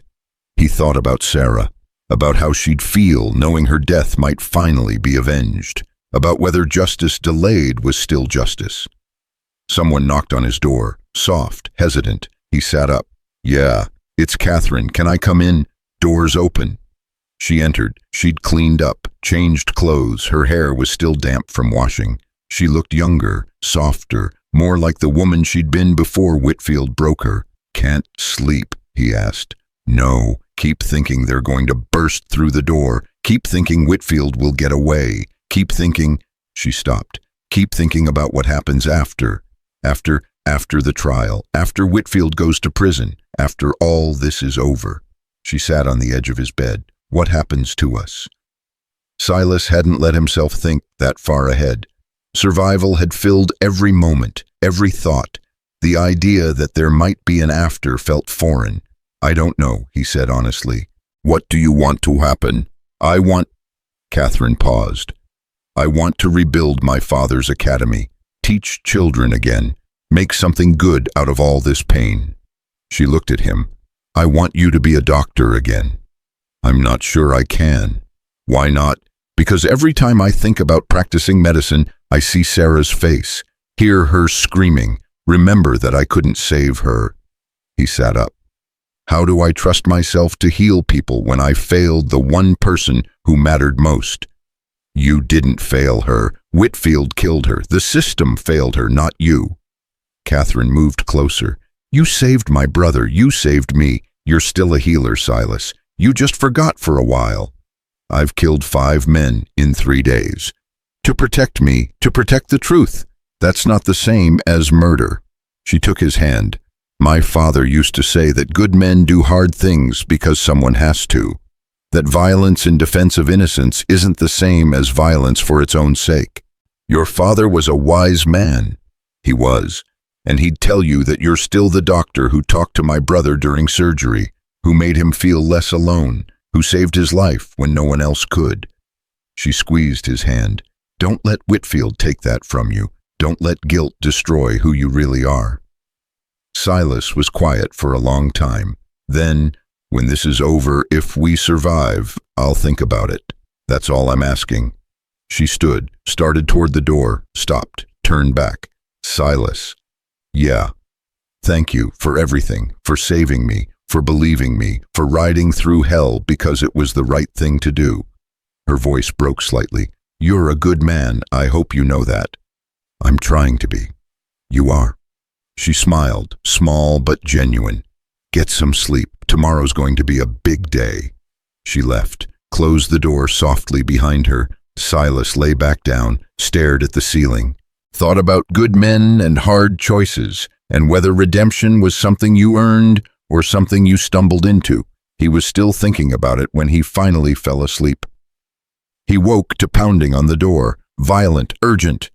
Dr. Thornton, open up. He grabbed his rifle, moved to the door. Who is it? Marshal Hendricks. Open the door, now. Silas opened it. The marshal stood there, his face was grim. Behind him, Catherine was already in the hallway, her face pale. What's wrong? Silas asked. It's Whitfield. He's gone. The words hit like a punch. What? I sent deputies to Silver Creek to arrest him. They just wired back. Whitfield left town yesterday, right after you escaped, took everything valuable, burned his store, disappeared. Where? We don't know. Could be anywhere. Canada, Mexico, California. Hendricks looked sick. I'm sorry. We moved as fast as we could, but not fast enough. Catherine's voice was hollow. He's gone. He won. After everything, he didn't win. Silas's mind was racing. He ran. That's not winning. That's admitting guilt. But if we can't find him, it doesn't matter, Catherine said. He keeps his freedom, keeps his money, starts over somewhere else, and we risked everything for nothing. Not nothing. We have the ledger, we have evidence, we can what? Chase him across the country, spend years searching. Her voice rose. He's gone, Silas. He won. Silas looked at Hendricks. How long ago did he leave? 24 hours, maybe less. So he's got a day's head start, on foot or horseback. Reports say horseback, headed west. Then he's not gone, he's running, and running men make mistakes. Silas turned to Catherine. We can catch him. How? We know where he's going. West means California, means he has to cross the Sierra Nevada. That's rough country, dangerous. He'll need to follow known trails, stop at known towns. You want to chase him. I want to finish this. We didn't come this far to let him disappear. He looked at Hendricks. Can you deputize me, make this legal? I can, but I can't send men with you. Need them here to protect Miss Montgomery and investigate the ledger. I don't need men, just legal authority to arrest him when I find him. Hendricks nodded slowly. All right, I'll write you a deputy's warrant, federal authority. But Dr. Thornton Whitfield's dangerous. Desperate men do desperate things. I know, I'm counting on it. Silas looked at Catherine. You stay here, stay safe. Let the law do its work with the ledger. I'll bring Whitfield back. No. Catherine, no. She moved closer. You're not doing this alone. We started this together. We finish it together. It's too dangerous. So was everything else we've done. I'm going. Her jaw set. Besides, you'll need me. Why? Because Whitfield knows me, trusts me in his own twisted way. If we find him, I can get close, can make him lower his guard. She met his eyes. You need me, Silas. Admit it. He wanted to argue, wanted to keep her safe, but she was right. Whitfield would be wary of a stranger, but Catherine he might underestimate. All right, he said, we go together, but we do this my way. No unnecessary risks, no heroics. We find him, we arrest him, we bring him back. Clean and simple. Clean and simple. She almost smiled. Nothing about this has been clean or simple. Then we're due for a change. He turned to Hendricks. We'll need fresh horses, supplies, ammunition. I'll arrange it. Hendricks paused. Be careful. Whitfield's already killed a lot of people. He won't hesitate to kill 2 more. Neither will I. They left Helena at dawn. 2 fresh horses, full saddlebags, a federal warrant folded in Silas's pocket. The trail led west, through mountain passes, past small settlements, always following the whispers of a well-dressed man riding hard, spending gold like water, looking over his shoulder. By the 2nd day, they were 12 hours behind. By the 3rd day, 8 hours. The gap was closing. On the 4th day, they reached a town called Redemption. Ghost town mostly, abandoned after the silver played out. But smoke rose from one building, the old saloon. Someone's there, Catherine said. Yeah. Silas dismounted, checked his rifle. Could be him, could be someone else. Only one way to find out. They approached the saloon carefully, tied the horses out of sight, moved quiet. Silas pushed open the door. Inside, an old man sat by a fire, bearded, weathered. He looked up as they entered.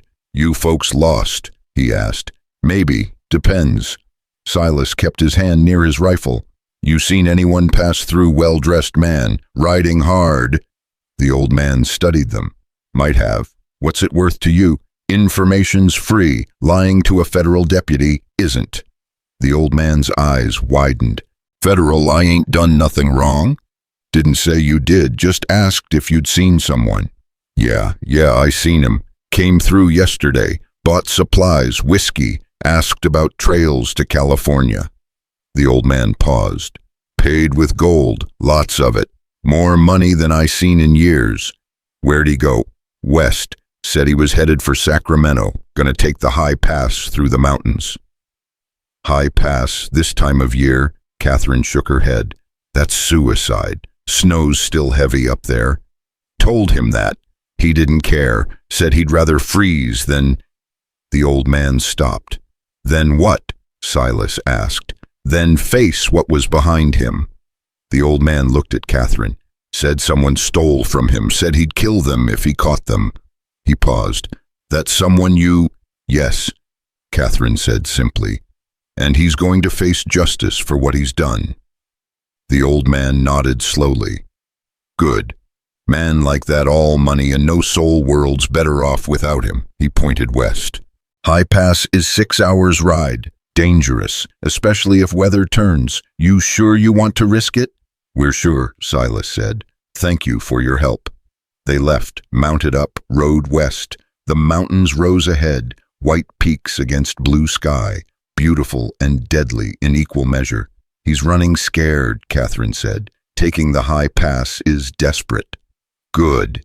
Desperate men make mistakes. Silas urged his horse faster. We're close. I can feel it. So can I. They rode into the mountains as the sun climbed higher. The air grew thin, cold. Snow appeared on the ground, first in patches, then in sheets. By afternoon, they were in deep snow. The horses struggled, breathing hard in the thin air. There, Catherine pointed, tracks. Fresh hoofprints in the snow, leading higher into the pass. They followed. The trail grew narrower, steeper. On one side, solid rock. On the other, a drop that disappeared into fog. Silas's horse nearly slipped, caught itself, kept moving. Careful, he said. One wrong step. I know. They rounded a bend, and there he was. Preston Whitfield sat on his horse 50 yards ahead, blocking the trail. He'd been waiting. Hello, Catherine, he called. His voice echoed off the rocks. I wondered if you'd follow. It's over, Whitfield, Silas said. We've given the ledger to the territorial governor. You're finished. Whitfield laughed. Am I? The ledger proves nothing without me to authenticate it. And I'm heading to California. Fresh start. New name, new life. He smiled. You've lost. No. Catherine urged her horse forward. You've lost. You just don't know it yet. Bold words from a woman who owes me 3 years of her life. I owe you nothing. Never did. You stole my father's academy, murdered him as surely as if you'd pulled a trigger, enslaved me with fake debt. Her voice was steel. "And now you're going to pay for every moment of it." Whitfield's smile faded. His hand moved to his coat. "I don't think so." He drew a pistol, fast, aimed at Catherine. Silas was faster. His rifle came up. He fired. The shot echoed like thunder through the pass. Whitfield jerked, dropped his pistol, grabbed his shoulder. Blood seeped between his fingers. "Get off the horse," Silas said. "Slowly." Whitfield dismounted. His face was pale. "You shot me. Should have killed you, but you're worth more alive." Silas kept the rifle trained on him. "Catherine, get his gun." She dismounted, walked to where the pistol had fallen, picked it up. Whitfield looked at her, really looked. "You won't get away with this. I have friends, powerful friends. They'll what, help a murderer escape justice? I don't think so." Catherine moved closer. "You're going to stand trial, going to prison. Everyone's going to know what you are. They won't believe you. They'll believe the ledger. They'll believe the evidence. They'll believe the 12 families you destroyed. The children my father taught who remember him." She smiled, cold and hard. "They'll believe me." Whitfield's face twisted. "You ungrateful bitch. I gave you work. You gave me hell, and now I'm returning the favor." Silas dismounted, moved closer. "Turn around, hands behind your back." Whitfield didn't move. "You can't take me back. I'll escape. I'll run. You're wounded, exhausted, out of options." Silas's voice was flat, final. "Turn around or I'll shoot your other shoulder. Your choice." Whitfield turned. Silas bound his hands with rope from his saddlebag, tied him tight, professional. "You're making a mistake," Whitfield said. "I can pay you, both of you, more money than you've ever seen. Just let me go. Forget this happened." "Can't forget," Catherine said quietly. "My father's dead. Your victims are dead. Silas's wife is dead. All because of your greed. They would have died anyway. Everyone dies. But they died in pain, screaming, begging for help that never came." She moved until she was inches from his face. "You took their dignity, their hope, their chance to die peaceful. And for what? Money, power. For everything. For the American dream. For nothing." She stepped back. "You're nothing, Whitfield, just a small, greedy man who hurt people because he could." They started back down the trail, Whitfield on his horse, hands bound, Silas and Catherine riding behind, watchful. The journey back to Helena took 3 days. Whitfield complained, threatened, begged, made promises, offered bribes. They ignored him. At night they tied him to trees, took turns watching. He tried to escape once. Silas caught him before he'd gone 10 feet. Didn't say a word. Just dragged him back and tied him tighter. On the morning of the 3rd day they rode into Helena. People stopped, stared, whispered. Word had spread about the ledger, about the accusations, about Preston Whitfield. They delivered him to Marshal Hendricks. Hendricks took custody, led Whitfield to a cell. At the door, Whitfield looked back. "This isn't over, Catherine. I have lawyers. You have nothing," she said. "Nothing but a cell and a trial and a rope, probably." The door closed. The sound echoed like finality. In the marshal's office, Hendricks poured coffee. "The governor's been analyzing the ledger, cross-referencing with Army records. Federal investigators are coming from Washington." He paused. "It's real. Every entry, every crime. Whitfield's going to prison for the rest of his life." "Good," Silas said. "There's something else. The Army wants to reopen the court-martial cases, review the evidence. They're talking about posthumous pardons for the surgeons who were convicted." Silas's hand tightened on his coffee cup. Pardons, full exoneration, reinstatement of rank and pension, public apology. Hendricks looked at him. "They're saying you were scapegoats, that the system failed you." "The system did fail us. Question is whether admitting it changes anything." "Does it?" Silas thought about Sarah, about the 12 patients, about 2 years of running and hiding and believing he deserved the guilt. "Maybe," he said finally. "Maybe it does. Catherine took his hand. It does. It means you can practice medicine again. Means you can be who you were meant to be. I don't know if I can. You can. I know you can. She smiled. And I'm going to help you figure it out. They left the marshal's office, walked into the afternoon sun. The town was alive around them. People buying and selling, living and dying, unaware that two broken people had just changed the world in small but important ways. What now? Catherine asked. Now we rest, heal, figure out what comes next. Silas looked at her. You said you wanted to rebuild your father's academy. I do. Then let's do it. I'll help. Maybe teach some basic medicine to the students. Maybe start practicing again. He paused. Maybe stop running from who I used to be. I'd like that. They stood together on the street, two people who'd survived the impossible, who'd faced death and corruption and came out the other side, not unscathed, never unscathed, but alive, together with purpose. The sun was warm on their faces, the future was uncertain but possible. And for the first time in 3 years for Catherine and 2 years for Silas, that was enough. They'd done it. Against every odd, every obstacle, every bullet, they'd won. Not perfectly, not cleanly, but completely, and that was all that mattered. The hotel room felt strange after everything, too quiet, too safe. Silas stood at the window watching Helena settle into evening. Lamps flickered on in windows. Smoke rose from chimneys.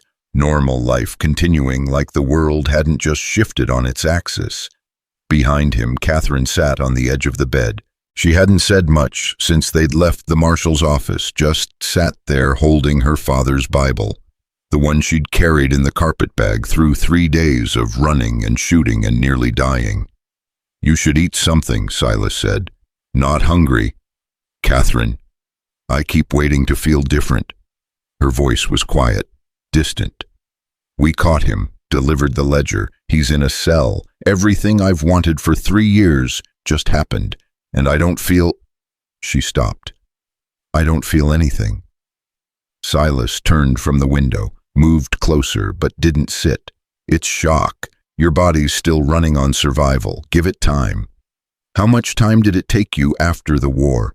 Still waiting to find out. She looked up at him. Her eyes were red but dry, like she was too exhausted even for tears. What if this is it? What if I spent 3 years dreaming of this moment, and now that it's here, I'm just empty? You're not empty. You're tired. There's a difference. He finally sat beside her, close but not touching. You've been carrying the weight of revenge for 3 years. Now that weight's gone. Takes time to learn how to stand without it. Is that what happened to you? After Sarah died. No, I never put down the weight. Just ran from it. He paused. You're doing better than I did. Catherine set the Bible aside. I thought I'd feel relief, joy, something. Instead, I just feel hollow. That's normal. How do you know? Because I've seen it in the war. Men who survive battles they shouldn't have. They'd sit afterward and stare at nothing, not happy to be alive, not sad their friends died, just nothing. The human mind can only take so much before it shuts down to protect itself. So what do? You rest, you eat, you sleep, you let your body remember it's safe. He stood. I'll get food sent up. You need to keep your strength. Silas. She caught his hand. Will you stay? Just don't leave me alone. Not tonight. He should have said no. Should have maintained proper distance. But the look in her eyes, lost and vulnerable, and trying so hard to be strong, broke something in him. I'll stay, he said. He ordered food from downstairs, beef stew and bread and coffee. Catherine picked at it, ate a few bites, pushed the rest away. Not good, he asked. It's fine, I just can't. She wrapped her arms around herself. Keep thinking about the men we killed, about Riley dying slow, about Whitfield in that cell planning his defense. He doesn't have a defense. The ledger's ironclad. You don't know that. Rich men always find a way. Her voice cracked. What if he gets acquitted? What if a jury believes him over us? What if we did all this for nothing? Then we tried. That's more than most people do. Is it enough? It has to be. They sat in silence. Outside, night deepened. The town grew quieter. Somewhere a dog barked, somewhere a baby cried, life continuing in all its messy normalcy. Catherine finally spoke. Tell me about your cabin. Why? Because I need to think about something else, something that isn't blood and fear and… She stopped. Please, just tell me. So he did. Described the single room he'd built with his own hands. The stone fireplace. The creek that ran cold and clear year-round. The hunting. The silence. The way morning light came through the one window and made everything look clean. Sounds peaceful, she said. It is, I don't know. He poured more coffee. Thought peace was what I wanted. Turned out peace and loneliness aren't the same thing. Will you go back? Don't know. Seems smaller now, less necessary. He looked at her. What about you? You really want to rebuild your father's academy? I have to. It's all I have left of him, all I have left of who I was before… She gestured vaguely. Before all this. You'll need money, materials, teachers. I know, I'll figure it out. She smiled slightly. I'm good at surviving impossible situations. You taught me that. You already knew. I just gave you an excuse to prove it. She was quiet for a moment. Then, what happens tomorrow after tonight? We testify, give statements to the federal investigators, answer questions until they're satisfied we're telling the truth. And then we wait for the trial. Could be weeks, months. He set down his cup. You'll need somewhere to stay, somewhere safe. Whitfield has friends. Some of them might try to kill us to keep him out of prison, I know. She didn't sound afraid, just tired. I'm not hiding anymore, Silas. Whatever comes, I'll face it. You don't have to face it alone. Are you saying you'll stay in Helena? For as long as it takes, until the trial's over, until you're safe. He paused. After that, we'll see. Catherine reached out, took his hand. Thank you. For everything. For saving me. For believing me. For… Her voice broke. For making me believe I was worth saving. You were always worth it. I didn't feel like it. 3 years of being told you're nothing, you start to believe it. She squeezed his hand. You made me remember I was more than what he said I was. Silas didn't know what to say to that, so he just held her hand and let the silence speak for him. Eventually, Catherine lay down, still dressed, still holding his hand. Will you stay until I fall asleep? Yeah, I'll stay. She closed her eyes, her breathing gradually slowed, deepened, but her hand never loosened its grip on his. Silas sat on the edge of the bed, watching her sleep, thinking about the past 3 days, about the men he'd killed, about Whitfield in his cell, about justice delayed and revenge satisfied, and whether there was really any difference. He thought about Sarah, about whether she'd be proud of what he'd done or ashamed, about whether redemption came from saving one person or from learning to save yourself first. He was still thinking when Catherine's grip finally loosened. She rolled onto her side, murmured something incoherent, slipped deeper into sleep. Silas stood carefully, covered her with a blanket, moved to the chair by the window. He wouldn't sleep, not tonight. Someone needed to keep watch, old habits from the war, from 3 days of running, from a lifetime of not trusting safety. The night crawled by. At some point, Catherine cried out, a nightmare. Silas moved to the bedside, spoke quietly. You're safe. It's over. You're safe. She calmed, didn't wake, just settled back into sleep.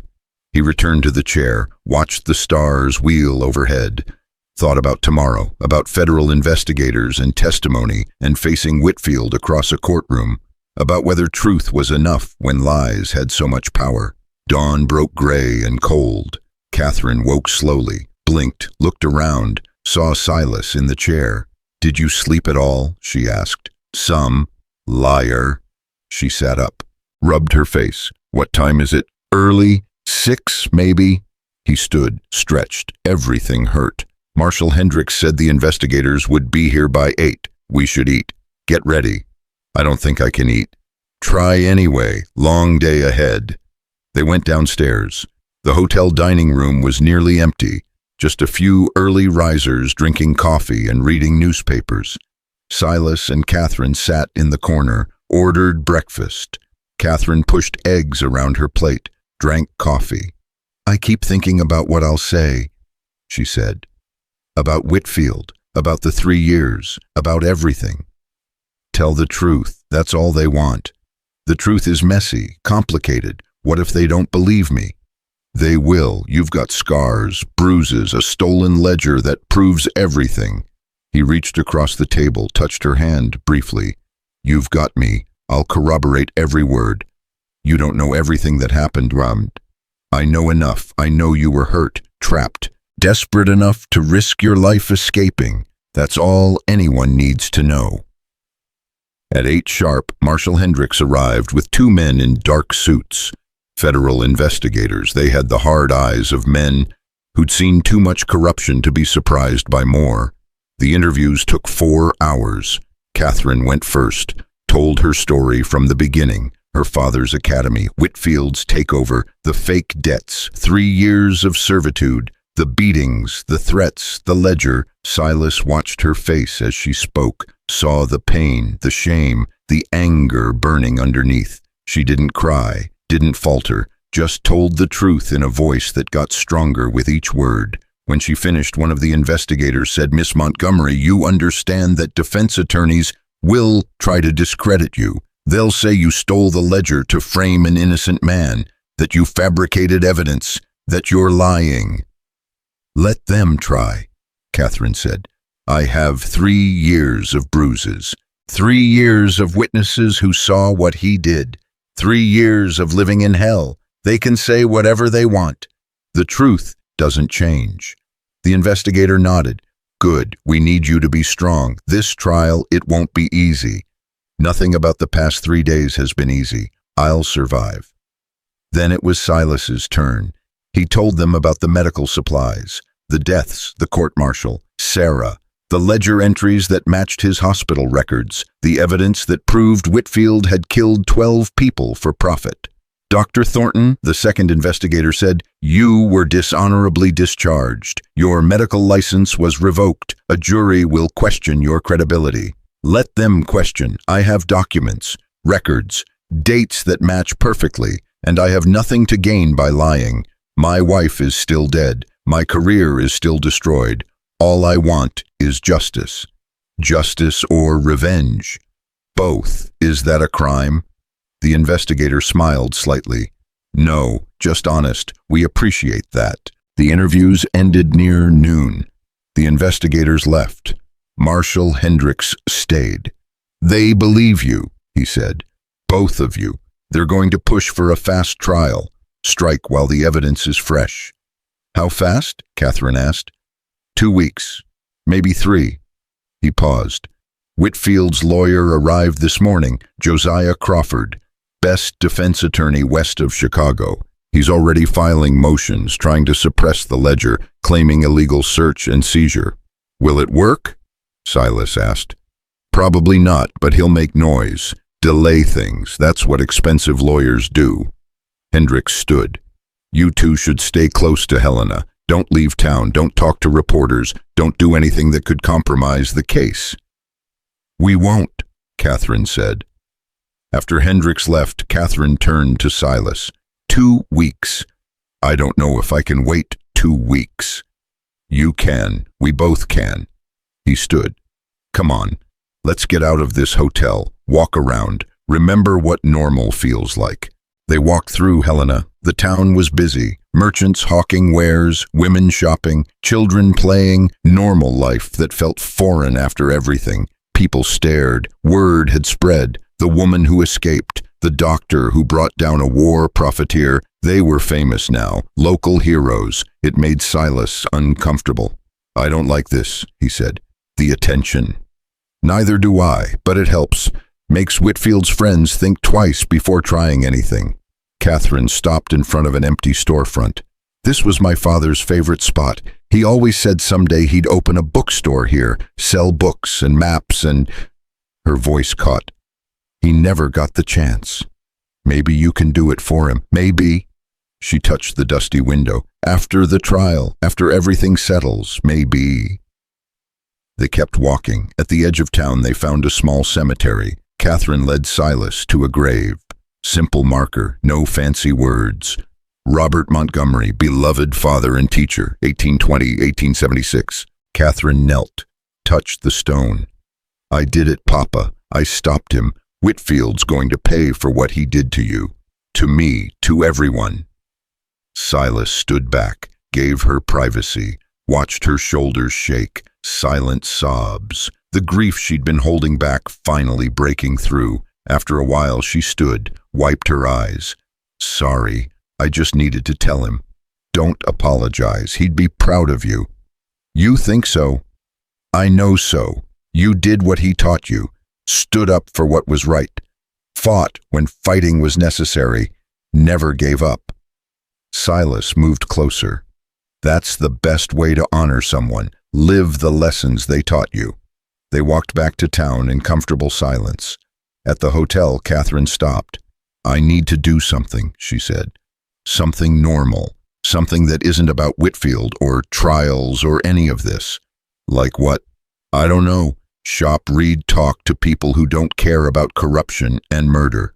She looked at him. What did you do after the war when you needed to feel normal? Built things, worked with my hands, chopped wood, fixed fences, kept busy so I didn't have to think. That sounds good. Can we do that? Do what? Find work. Something physical, something that makes us feel useful. She smiled slightly. I've spent 3 years in a store. I know inventory, numbers, organizing. Someone in this town needs help.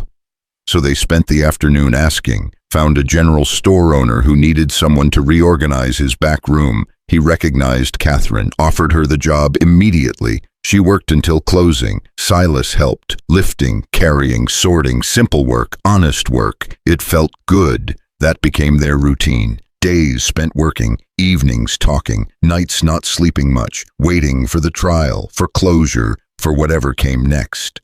On the 4th day, Silas visited the local doctor. Old man, gray beard, kind eyes. I'm Silas Thornton, he said. I used to be a surgeon. I'd like to watch you work, learn, maybe help if you need it. The old doctor studied him. You're the one from the war, the court-martial. Yes, sir. And now they're saying you were innocent, scapegoated. Yes, sir. The doctor nodded slowly. I could use help. Town's growing, more people than I can handle alone. You willing to start at the bottom, change bandages, mix medicines, basic work. I'm willing to do whatever you need. Then come back tomorrow, 6 in the morning. We'll see if you remember how to be a doctor. Silas reported at 6. The old doctor name was Samuel Burke. Put him to work immediately. Cleaning instruments, preparing examination rooms, assisting with patients. It felt strange at first, foreign, like putting on clothes that no longer fit, but gradually muscle memory returned. The confidence, the calm, the ability to look at a wound and know exactly what needed to be done. Dr. Burke watched him carefully. After 3 days, he said, You're good, better than good. You've got hands like you were born to this. Had good training. Training helps, but what you've got that's natural. You see the whole patient, not just the injury. Burke paused. When this trial is over, if you want permanent work positions, yours. Partner even. Share the practice. Silas didn't know what to say. I'll think about it. You do that. That evening, Silas told Catherine about the offer. That's wonderful, she said. You should take it. I don't know if I'm ready. You've been ready. You just forgot. She touched his arm. You saved my life multiple times. You're still a healer, Silas. This is just making it official again. What about you? The store owner offered you permanent work, too. I know, but that's not what I want. She looked out the window. I want to rebuild the academy, teach children, make something that lasts, something that honors my father. That takes money. I know, I'll figure it out. She smiled. I'm good at impossible things, remember. On the 10th day, Marshal Hendricks brought news. Trial starts tomorrow, 9 in the morning. Territorial courthouse. You'll both testify. Be ready. That night, neither of them slept. Catherine paced. Silas sat by the window, watching, thinking, preparing mentally for facing Whitfield across a courtroom. "What if I freeze?" Catherine said. "What if I get up there and can't speak? You will. You've faced worse than a courtroom." "Have I?" "You faced 3 years of abuse, 3 days of being hunted, faced death multiple times. A jury is nothing compared to that. A jury decides if he goes free, if everything we did meant anything. The ledger decides that. The evidence. We just have to tell the truth. And if the truth isn't enough, then we live with it. But at least we tried." Morning came too fast. They dressed carefully, Catherine in a simple dress, Silas in his cleanest clothes. They looked like normal people, not killers, not survivors, just 2 ordinary citizens seeking justice.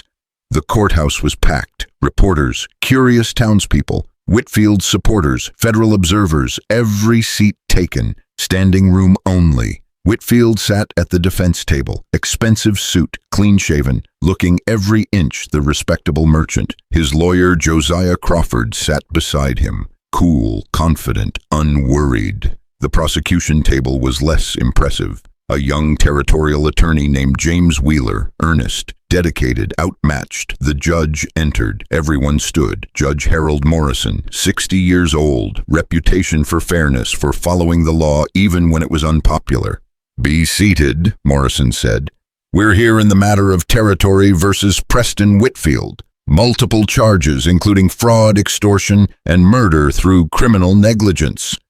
He looked at the prosecution. "Mr. Wheeler, call your first witness." "The Territory calls Miss Catherine Montgomery." Catherine stood, walked to the witness stand. Her hands shook slightly, but her voice was steady as she took the oath. Wheeler walked her through her testimony, her father's academy, Whitfield's takeover, the fake debts, 3 years of forced labor, the beatings, the threats, the ledger. "Miss Montgomery," Wheeler said, "why didn't you go to the authorities sooner?" "Because Whitfield owned the authorities, the sheriff, the judge, everyone who might have helped me." She looked directly at Whitfield. "He made sure I had nowhere to run, no one to turn to, until Dr. Thornton walked into that store." Crawford stood for cross-examination, smiled pleasantly. "Miss Montgomery, you claim you were forced to work against your will, yet you remained in Silver Creek for 3 years. Why didn't you simply leave? Where would I go? I had no money, no family. Whitfield threatened to have me arrested for theft if I left." "Arrested for theft of what?" "Of wages he claimed I owed him. Of supplies he said I'd stolen. He had witnesses prepared to lie. He always had witnesses." "Or perhaps," Crawford said smoothly, "you remained because you were being fairly compensated. Perhaps you only invented these claims after stealing Mr. Whitfield's private business records." "I didn't steal them. I took evidence of crimes." "Evidence or theft? The law doesn't distinguish based on your intentions." Crawford moved closer. "Isn't it true that you were romantically involved with Dr. Thornton, that you convinced him to help you frame an innocent man?" "No, that's not. Isn't it true that you fabricated this entire story to justify destroying a political rival?" "Objection." Wheeler stood. "Counsel is badgering the witness." "Sustained," Morrison said. "Mr. Crawford, ask questions. Don't make speeches." Crawford smiled. "No further questions." Catherine stepped down. Her face was pale, but her head was high. She'd done well. Told the truth without breaking. "The Territory calls Dr. Silas Thornton." Silas took the stand, took the oath, met Whitfield's eyes across the courtroom, saw nothing there, no remorse, no fear, just calculation. Wheeler questioned him about the medical supplies, the deaths, the court-martial, the ledger entries that matched perfectly with his hospital records. "Dr. Thornton, you were dishonorably discharged from the Army. Why should this jury believe you? Because I have nothing to gain by lying. My wife is dead. My career was destroyed. All I want is the truth to come out. that Whitfield sold poison and called it medicine, that he killed 12 people, including my wife, for profit. Crawford's cross-examination was brutal. He attacked Silas's credibility, his discharge, his 2 years of isolation, his relationship with Catherine. Dr. Thornton, isn't it true that you killed 5 men while allegedly protecting Miss Montgomery? Yes. 5 men dead by your hand. They were trying to kill us. Self-defense. Or murder. Convenient that all your accusers are dead. Crawford paused. Isn't it possible that you and Miss Montgomery orchestrated this entire scheme, that you killed those men to cover up your conspiracy? No, that's not. No further questions. Silas stepped down, looked at Catherine. She looked worried. The defense was good, too good. Wheeler called more witnesses, federal investigators who'd verified the ledger, Army records clerks who confirmed the supply manifests, townspeople from Silver Creek who testified about Whitfield's tactics. But Crawford dismantled each one, raised doubts, suggested alternative explanations, painted Whitfield as a victim of jealousy and conspiracy. The trial lasted 3 days. On the final day, closing arguments began. Wheeler spoke first, summarized the evidence, the ledger, the testimony, the pattern of crimes spanning more than a decade. Ladies and gentlemen, the evidence is clear. Preston Whitfield is a murderer, a thief, a man who built his fortune on the suffering of others. The defense wants you to believe this is a conspiracy. But conspiracies don't have this much evidence, this much corroboration, this much truth. He paused. Find him guilty. Give his victims justice. Show that in Montana territory, no one is above the law. Then Crawford stood, tall, confident, commanding. My friends, this case is about one thing: reasonable doubt. The prosecution has presented a story, a compelling story, but stories aren't facts. They have no physical evidence beyond a ledger that was stolen. They have no living witnesses to any crimes. They have only the word of 2 people, a disgraced doctor and a bitter former employee. He gestured at Whitfield. Look at this man, a pillar of the community, a job creator, a patriot who supplied both armies during the war. Yes, supplied both because he believed in commerce, not politics. In feeding families, not taking sides. Crawford moved closer to the jury. The prosecution asks you to destroy this man based on a stolen book and testimony from his enemies. I ask you to demand proof, real proof, not stories, not speculation, proof. He paused. And when you find they have none, I ask you to do the right thing. Find Preston Whitfield not guilty. The jury deliberated for 6 hours, long enough that Silas started to worry, long enough that Catherine couldn't sit still, long enough that the sun set and lamps were lit in the courthouse. Finally, the jury returned. Everyone stood as they entered. Their faces were grave, unreadable. Has the jury reached a verdict? Judge Morrison asked. We have, Your Honor. On the charge of fraud, how do you find all guilty? Catherine grabbed Silas's hand. On the charge of extortion, guilty. Silas felt something in his chest loosen. On the charge of murder through criminal negligence. The foreman paused. The courtroom held its breath. Guilty. The word echoed through the room. Catherine gasped, covered her mouth, tears streaming down her face. Whitfield stood, his face red. This is a travesty, I demand.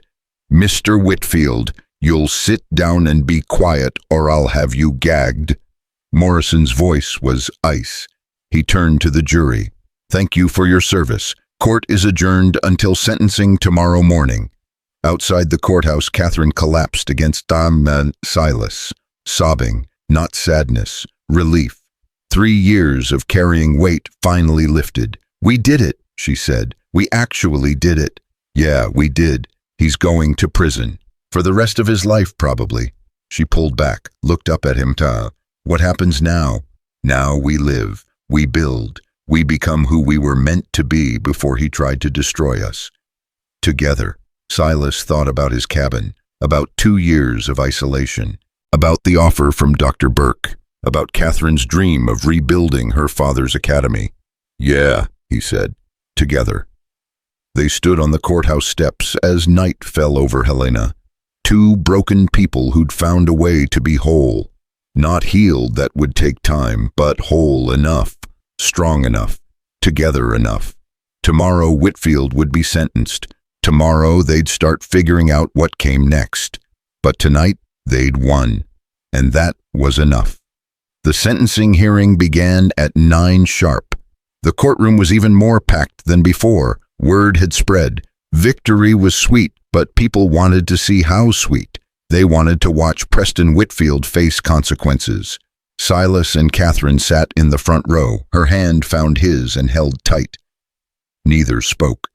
There was nothing left to say. The jury had spoken. The law had worked. Now came the reckoning. Whitfield entered in chains. His expensive suit was wrinkled now, his face haggard. 2 nights in a territorial jail cell had stripped away the veneer of respectability. He looked smaller somehow, diminished, like a balloon slowly deflating. Judge Morrison entered. Everyone stood, the ritual of justice continuing.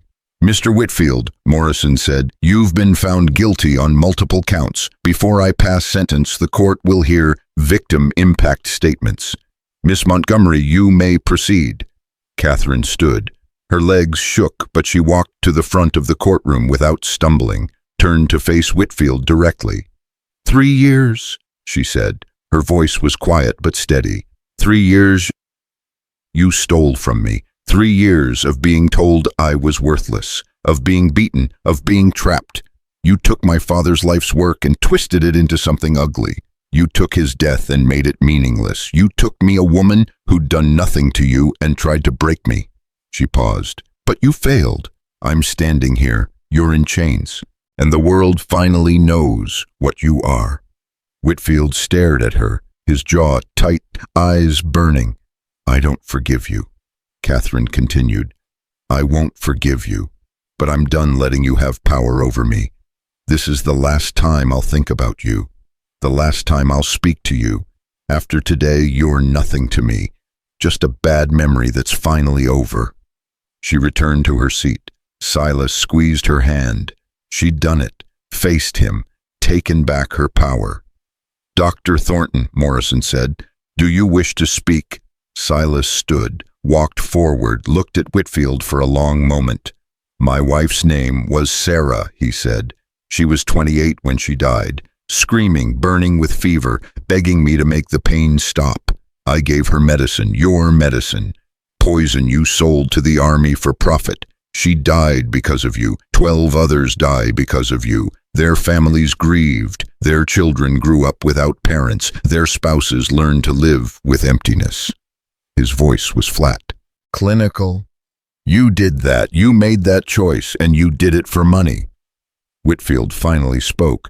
I was a businessman. I provided supplies. If the quality wasn't, you knowingly sold diluted morphine, fake laudanum, impure chloroform. You knew it would kill people. You did it anyway. Silas moved closer. I became a danger to save lives. You destroyed that, made me question everything I'd ever done, made me believe I was a murderer. For 2 years I hid because I thought I deserved to be hidden. He paused. But I'm not the murderer here. You are, and I hope you live long enough to understand what you've done, to feel every year of your sentence, to know that you're forgotten except as a cautionary tale about greed. He returned to his seat. Catherine leaned against him, tears on her face. Not sadness. Release. Morrison looked at Whitfield. Do you wish to speak before sentencing? Whitfield stood. His lawyer tried to stop him, but he shook him off. This is a travesty. A conspiracy. I've been a loyal citizen, a job creator, a patriot. These people... He gestured at Silas and Catherine. They've destroyed me out of jealousy, out of spite. History will vindicate me. You'll all see. Mr. Whitfield, sit down. Morrison's voice cut like a knife. I've read the evidence, all of it. The ledger, the testimony, the corroborating documents. You're guilty. The jury said so. And now I'm going to tell you the cost of your greed. Whitfield sat, finally silent. On the charge of fraud, 10 years hard labor. On the charge of extortion, 15 years hard labor. on the charge of murder through criminal negligence, life imprisonment, sentences to run consecutively. Morrison's gavel came down. Preston Whitfield, you'll spend the rest of your natural life in territorial prison. You'll never see freedom again. May God have mercy on your soul, because this court has none. The courtroom erupted. Cheers, applause. Catherine collapsed against Silas, sobbing. He held her, let her cry, let himself feel something other than anger for the first time in 2 years. They led Whitfield away. He looked back once. His eyes found Catherine's. She met his gaze steadily, didn't flinch, didn't look away, just watched him disappear through the door, gone, forever. Outside, reporters swarmed. Silas pushed through them, kept Catherine close. They walked to the hotel without speaking, up the stairs, into Catherine's room, closed the door on the world. "It's over," Catherine said. "Really over." "Yeah, it is. I don't know what to do now. I've spent 3 years focused on this, on stopping him. Now that it's done," she sat on the bed. "Who am I without this mission? You're Catherine Montgomery, teacher, survivor, woman who refused to break." Silas sat beside her. "You're whoever you want to be. That's the point of freedom. What about you? Who are you, Sue, now?" "I don't know, working on figuring it out." He paused. "Dr. Burke offered me a partnership, real medicine, real patience, a chance to be who I was. You should take it." "I'm thinking about it." He looked at her. "What will you do?" "Rebuild the academy, like I said, make something that lasts, honor my father." She smiled slightly. "Need help? With what?" "Building, teaching, being there." She touched his hand. "I know we've only known each other a few weeks. I know this is fast. But I don't want to do this alone. I want—" She stopped. "I want you there, if you want to be." Silas thought about his cabin, about isolation, about 2 years of believing he was better off alone. And he thought about the past 3 weeks, the running, the fighting, the slow realization that maybe being alone wasn't the same as being safe. Maybe connection was worth the risk of loss. "I want to be there," he said. Yeah. She leaned against him. He put his arm around her. They sat in silence as the afternoon light stretched across the floor. 2 people who'd survived hell together, who'd found something worth surviving for. A week later, they returned to Silver Creek. The town looked different, smaller, less threatening. News of Whitfield's conviction had spread. His store stood empty, his house abandoned. The empire he'd built was crumbling without him to prop it up. Catherine stood in front of her father's academy.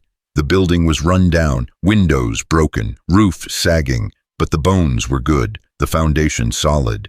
"We can fix this," Silas said. You said you needed help. I'm helping." He walked up the steps, tested the door. It opened with a creak.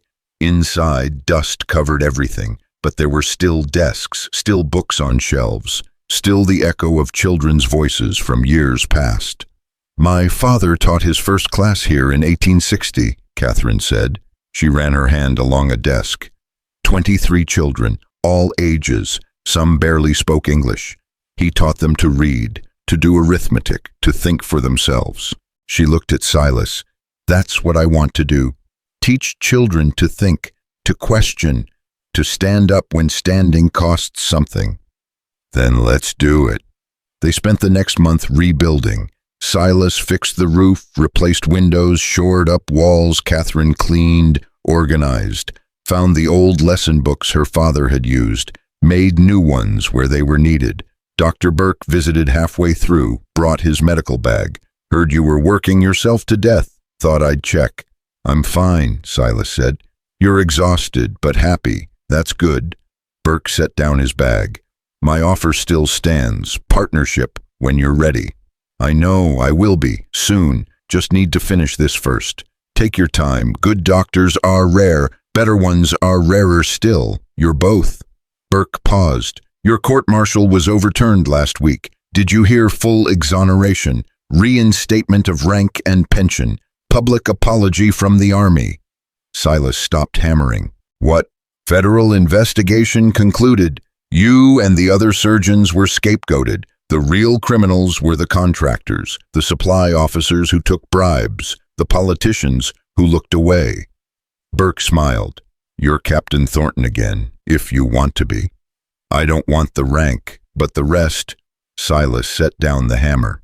The rest matters. I thought it might. Burke picked up his bag. Come see me when you're ready. We'll talk about the future. After he left, Catherine found Silas sitting on the academy steps, staring at nothing. You okay? She asked. They apologized, the army, for what they did to me, to the others. He laughed, bitter. 2 years too late, but they apologized. Does it help? I don't know. Doesn't bring Sarah back. Doesn't undo the damage. He looked up at her. But yeah, it helps. Means I can practice medicine again without being a disgrace. Means I can... He stopped. Means I can stop hiding. Good, because I'm going to need a school doctor. Someone to teach basic medicine to the older students. Someone to be there when children get hurt. She sat beside him, interested. You asking me to stay permanently. I'm asking you to build something with me. Not just the academy, but... She gestured between them. This, us, whatever we're becoming. Silas was quiet for a long moment. Then, I came to Silver Creek to buy coffee. Left with you. Spent 3 weeks running and fighting and nearly dying. And somewhere in all that chaos, I stopped wanting to die. Started wanting to live again. He took her hand. So yeah, I'm staying. Permanently.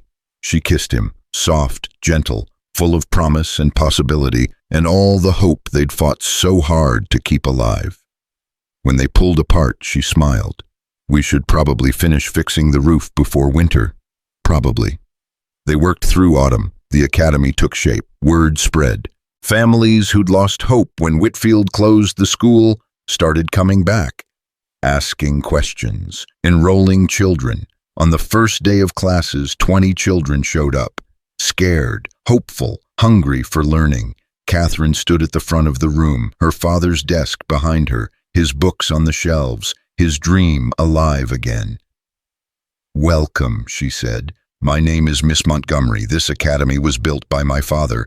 He believed every child deserves education, no matter how poor, no matter how different. He believed that knowledge is freedom, that reading is power, that thinking for yourself is the most important thing you'll ever learn. She paused. I believe that too. So we're going to learn together. We're going to ask questions. We're going to make mistakes. And we're going to become people who make the world better instead of worse. Silas watched from the back of the room, saw Catherine transform from survivor to teacher, saw her father's legacy continue through her, saw the future taking shape in 20 young faces. That evening they sat on the academy steps, exhausted, satisfied. First day went well, Silas said. It did.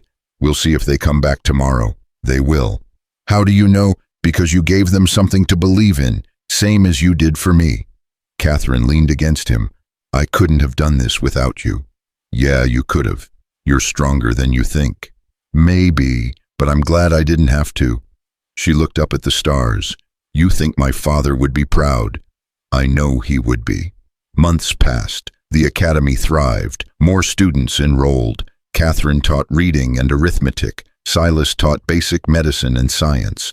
Dr. Burke visited weekly, eventually convinced Silas to take the partnership. You can do both, Burke said. Doctor 3 days a week, teacher 2 days. You're young enough, strong enough. So Silas did. Split his time between healing and teaching. Found that both fed something in him that had been starving. Purpose, connection, the sense that his life meant something beyond survival. Catherine's academy grew. By spring 40 students, by summer 60. Families moved to Silver Creek just to enroll their children. The town that Whitfield had been slowly killing came back to life. On the anniversary of their escape, Silas and Catherine rode to the clearing where they'd first camped, where she'd told him about the ledger, where everything had started. 1 year, Catherine said, feels like a lifetime. Feels like yesterday. Silas dismounted, helped her down. You ever regret it? Running with me. Everything that came after. Not once. You. No. Best decision I never planned to make. He took her hand. I came here to die, Catherine, slowly, alone, convinced I deserved it. You made me want to live again. You saved me first. We saved each other. That's how it works. He pulled a small box from his pocket. Which is why I want to keep doing it. Saving each other, building together, living together. Catherine stared at the box, her eyes wide. Silas, I'm not good with words, never have been, but I know I love you. Know I want to spend whatever time I have left making sure you never feel trapped or scared or alone again. He opened the box. Simple gold band inside. Marry me. That wasn't a question. I know, because I'm not giving you a choice. He smiled. Marry me.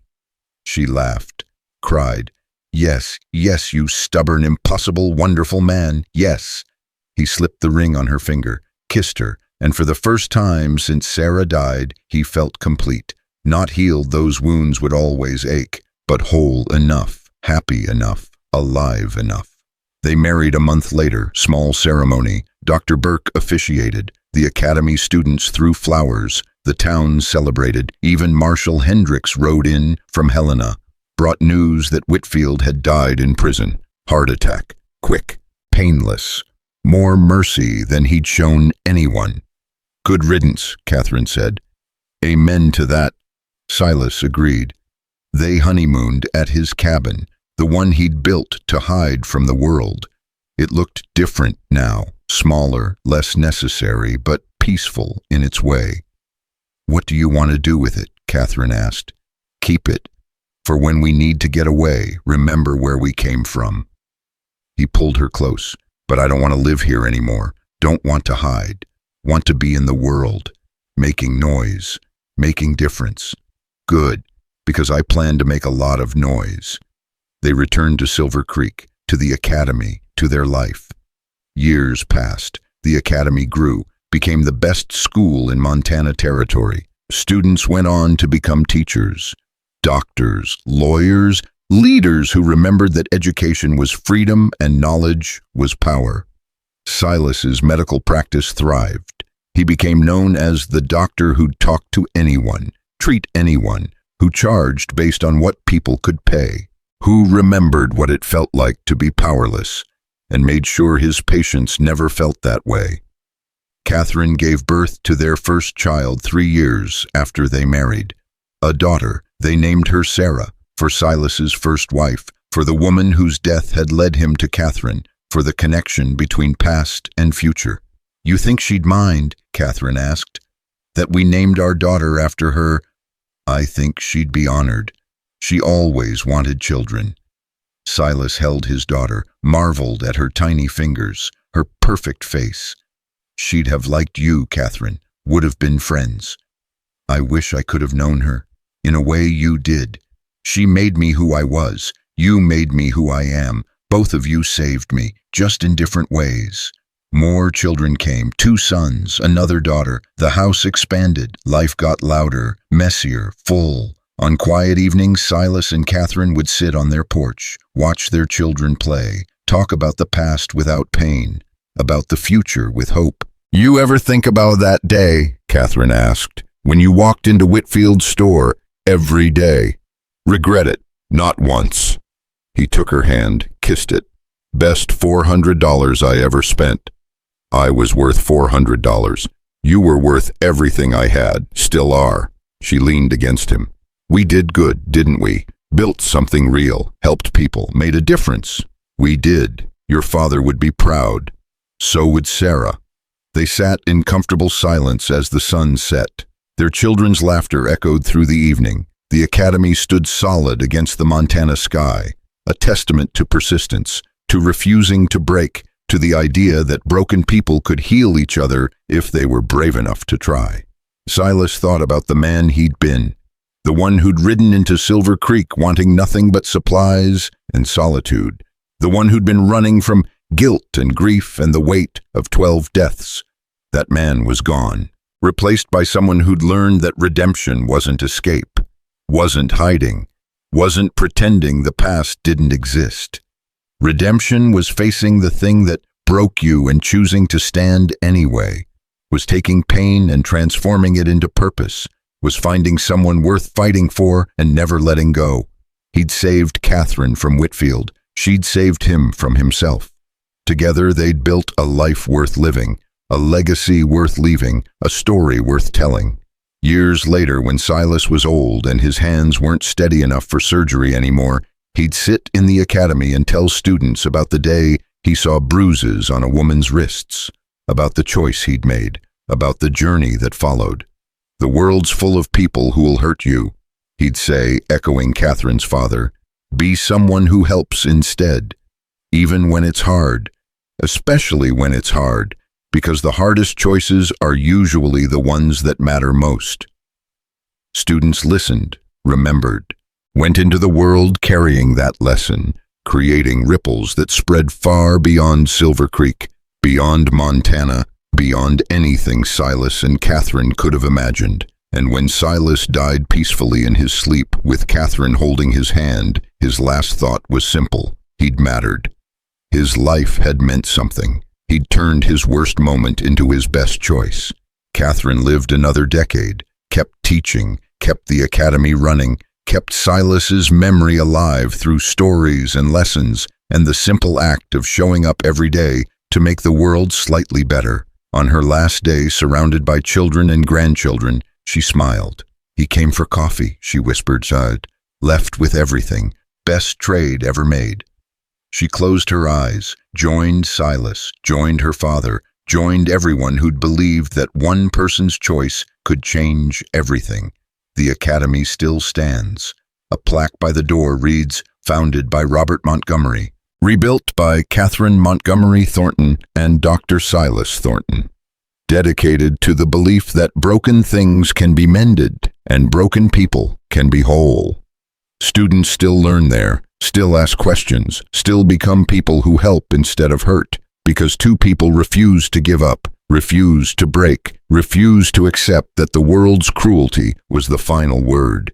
They chose each other, chose hope, chose to stand when standing seemed impossible. And in the end, that choice made all the difference.